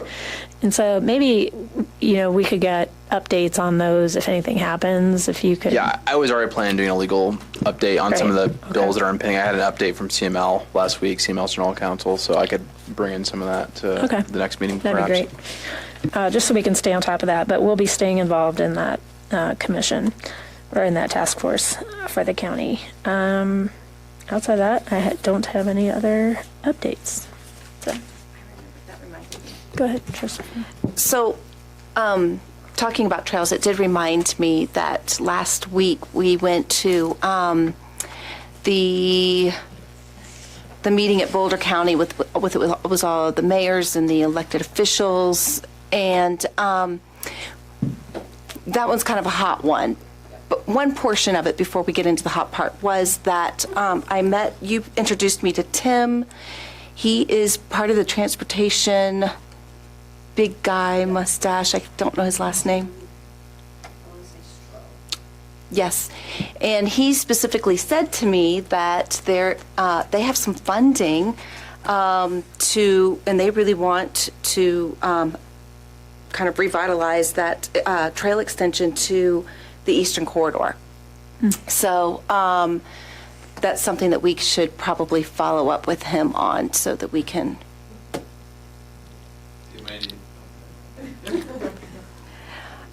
Money for legal expenses? Right. So anyways, Does he know anybody in Highlands Ditch? it's well, I brought that up. And so, but anyways, it'd be worthwhile to have the conversation and see what they're talking about. I think we should bring up the other meeting we attended. Okay. Why don't you go ahead? I was personally invited by Commissioner Jones. She said, we really want someone from Lions to be in attendance. The mayor was out of town. The county is looking at how to tackle the funding issues for both transportation and affordable housing. They basically brought every municipality and every special group together in the county, and they've hired a company to put together the potential of doing some polling around the county to see what would it take to form some form of a ballot initiative to fund those two areas, which are the priorities for the county and most of our communities. So basically this discussion was, everybody within the county has this mutual goal to get 10 to 12% of our housing stock to be affordable by 2035. The state has been very unsuccessful figuring out a transportation funding mechanism that can get approved statewide. So they were saying, we want to look at a way to take care of it in our own area, because if we wait, it's going to be too late. So it was really a discussion of, would it be best to do some individual taxes, ballot questions, transportation, housing, knowing that if you present both on one may pass, one may not, or neither will. Do you do one year and one the next, knowing the second year that one probably would fail? Or do we put together some form of a ballot question that addresses both? And then let the communities decide how to divvy up those funds for those two categories with a guaranteed minimal level for communities such as ours, that the main highways that they're looking at are not connected to us, but the 80% of our population that commutes out every day uses. So it was kind of bringing all the communities together to try to see if there is an interest at all in trying to come up with ballot language in the coming years to address our issues in Boulder County. So it was an interesting presentation. Most people, I think, left saying it's worth looking at, knowing that just that the state has not been successful. And then looking at the other part of it was looking at what funding mechanisms could be used, property tax, sales tax, some form of a lodging tax, a vehicle fee, registration fee. And so they hired this company to put together this amazing model of if you do this, then this, and how much it can generate. But it was kind of just the initial meeting to kind of roll out the topic. And I think, it's probably not the seated board to try to move this forward. It's going to be a big elephant. I would say, the board that's seated after in the April election should probably appoint who you guys want to represent you at that coalition, because although we will be a very, very small piece of the revenue and expenditures, they will want the buy-off of everyone in the county. So I would also say whoever sits on that coalition needs to also be your DRCOG representative. Yes, and that The was one brought up. consideration with this, and this has been a big topic at DRCOG for a while, among different counties and regions, saying, would we be better off to do our own tax and try to do our projects ourselves? Because we'll have a better chance of getting a measure passed if it's local. But then the other alternative is there are just some things that are so big and so expensive that can you really do it locally? Can you raise enough money to do meaningfully big projects that'll have enough transportation impact to make a difference? And that's the kind of the crux of the argument. And for someone like us who's really small, hate to say this, but if the county's only got so much money, a bigger pot probably benefits us locally a lot more. And so I just want to throw that out there. It's not going to be for this board, and but I hear you. And it came There's a up lot to think about that both with these. Netherland and Lions are kind of the on the fringes here, because we understand that there is that potential. We could actually be open to more in a different venue, but then they talked about setting some form of a minimal amount that each community would get based on the revenue generated from that area. Well, and that's exactly what DRCOG just did, actually, with this whole sub-regional kind of model, which I liked. I actually liked what they did. But you also, even with that model, what that's done is it's completely gutted their ability to do really big projects. To go that way. And so it's already kind of, we're all questioning whether this was a good model to pursue, because now the state really has no money for the big projects. Yep. So the mayor from Lafayette seemed to be very involved with DRCOG, and so Louisville's new mayor is probably the next chair of DRCOG, actually. And I will tell you, Boulder County tends to be a little coalition that bucks the direction of that whole group at times, but they have different, and I don't disagree with their position always, but there's definitely kind of some different thinking when you get between Adams County, for example, and Boulder County, and what, as you can imagine. But it does, I believe it will, they're going to put some efforts and energy and time toward this, and they're going to want probably an elected official and maybe a staff. Boulder County shows up with 15 people to serve on this task force, and it's complicated. So it is complicated. And then can I add just one more thing? Yeah, sure. I should let you guys know that I am planning to attend the Colorado City County Managers Association conference that they hold every February in Glenwood Springs, pending the weather. But that would be Wednesday, Thursday, Friday this week. Speaking of transportation issues. Speaking of transportation issues. Good luck with that. All right, is there a summary of action items? Okay, I don't know if I missed any. So what I've got is we're to follow up on checking on the grading and crusher fines at the recycle center. PCDC have them look and discuss viable options on Apple Valley for the acquired properties. Have Parks and Rec see if they could come up with viable options for keeping maintenance costs down on the Apple Valley acquired parcels. Look into purchasing Lake McIntosh shares. future agenda item for the pre-treatment for the ordinance and the timing. And then a possible future agenda item for the meters contract if kept under budget, that money could be used for an additional component for the census. The bike trail, did you see that? Oh, yes, tie in, separate Steamboat Mountain Valley Trail and then tie in the Eagle Canyon Bike Path. But I'm thinking I'm confused on that. I don't think I We need to worded see it that. on the map, Liz. And then I bring back the tree ordinance Hmm. Any other items reviewed? Can I add one? Better define the value of the tree. I just want to. Yeah. Oh, and discuss with the county the funding for the trail extension to the eastern corridor. The mobile application as well.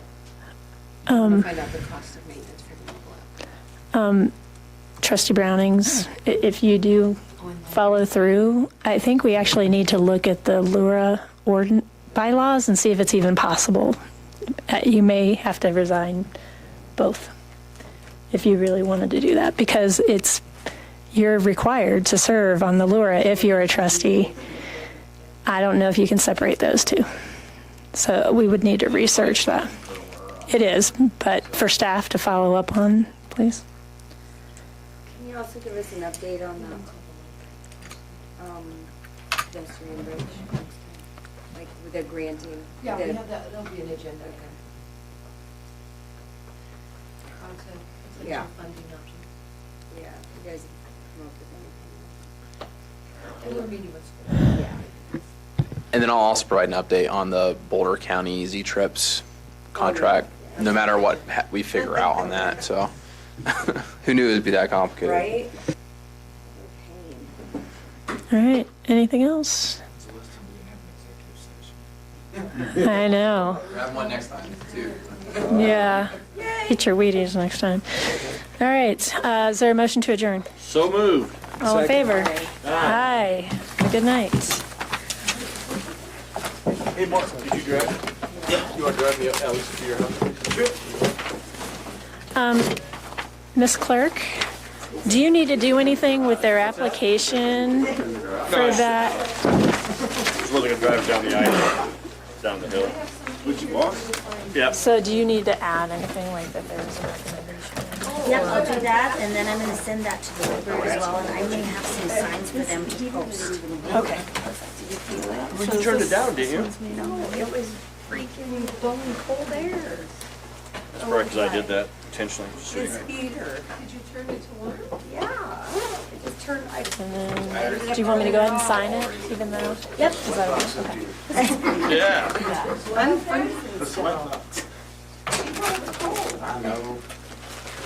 That's her. All righty. They're all yours, thank you.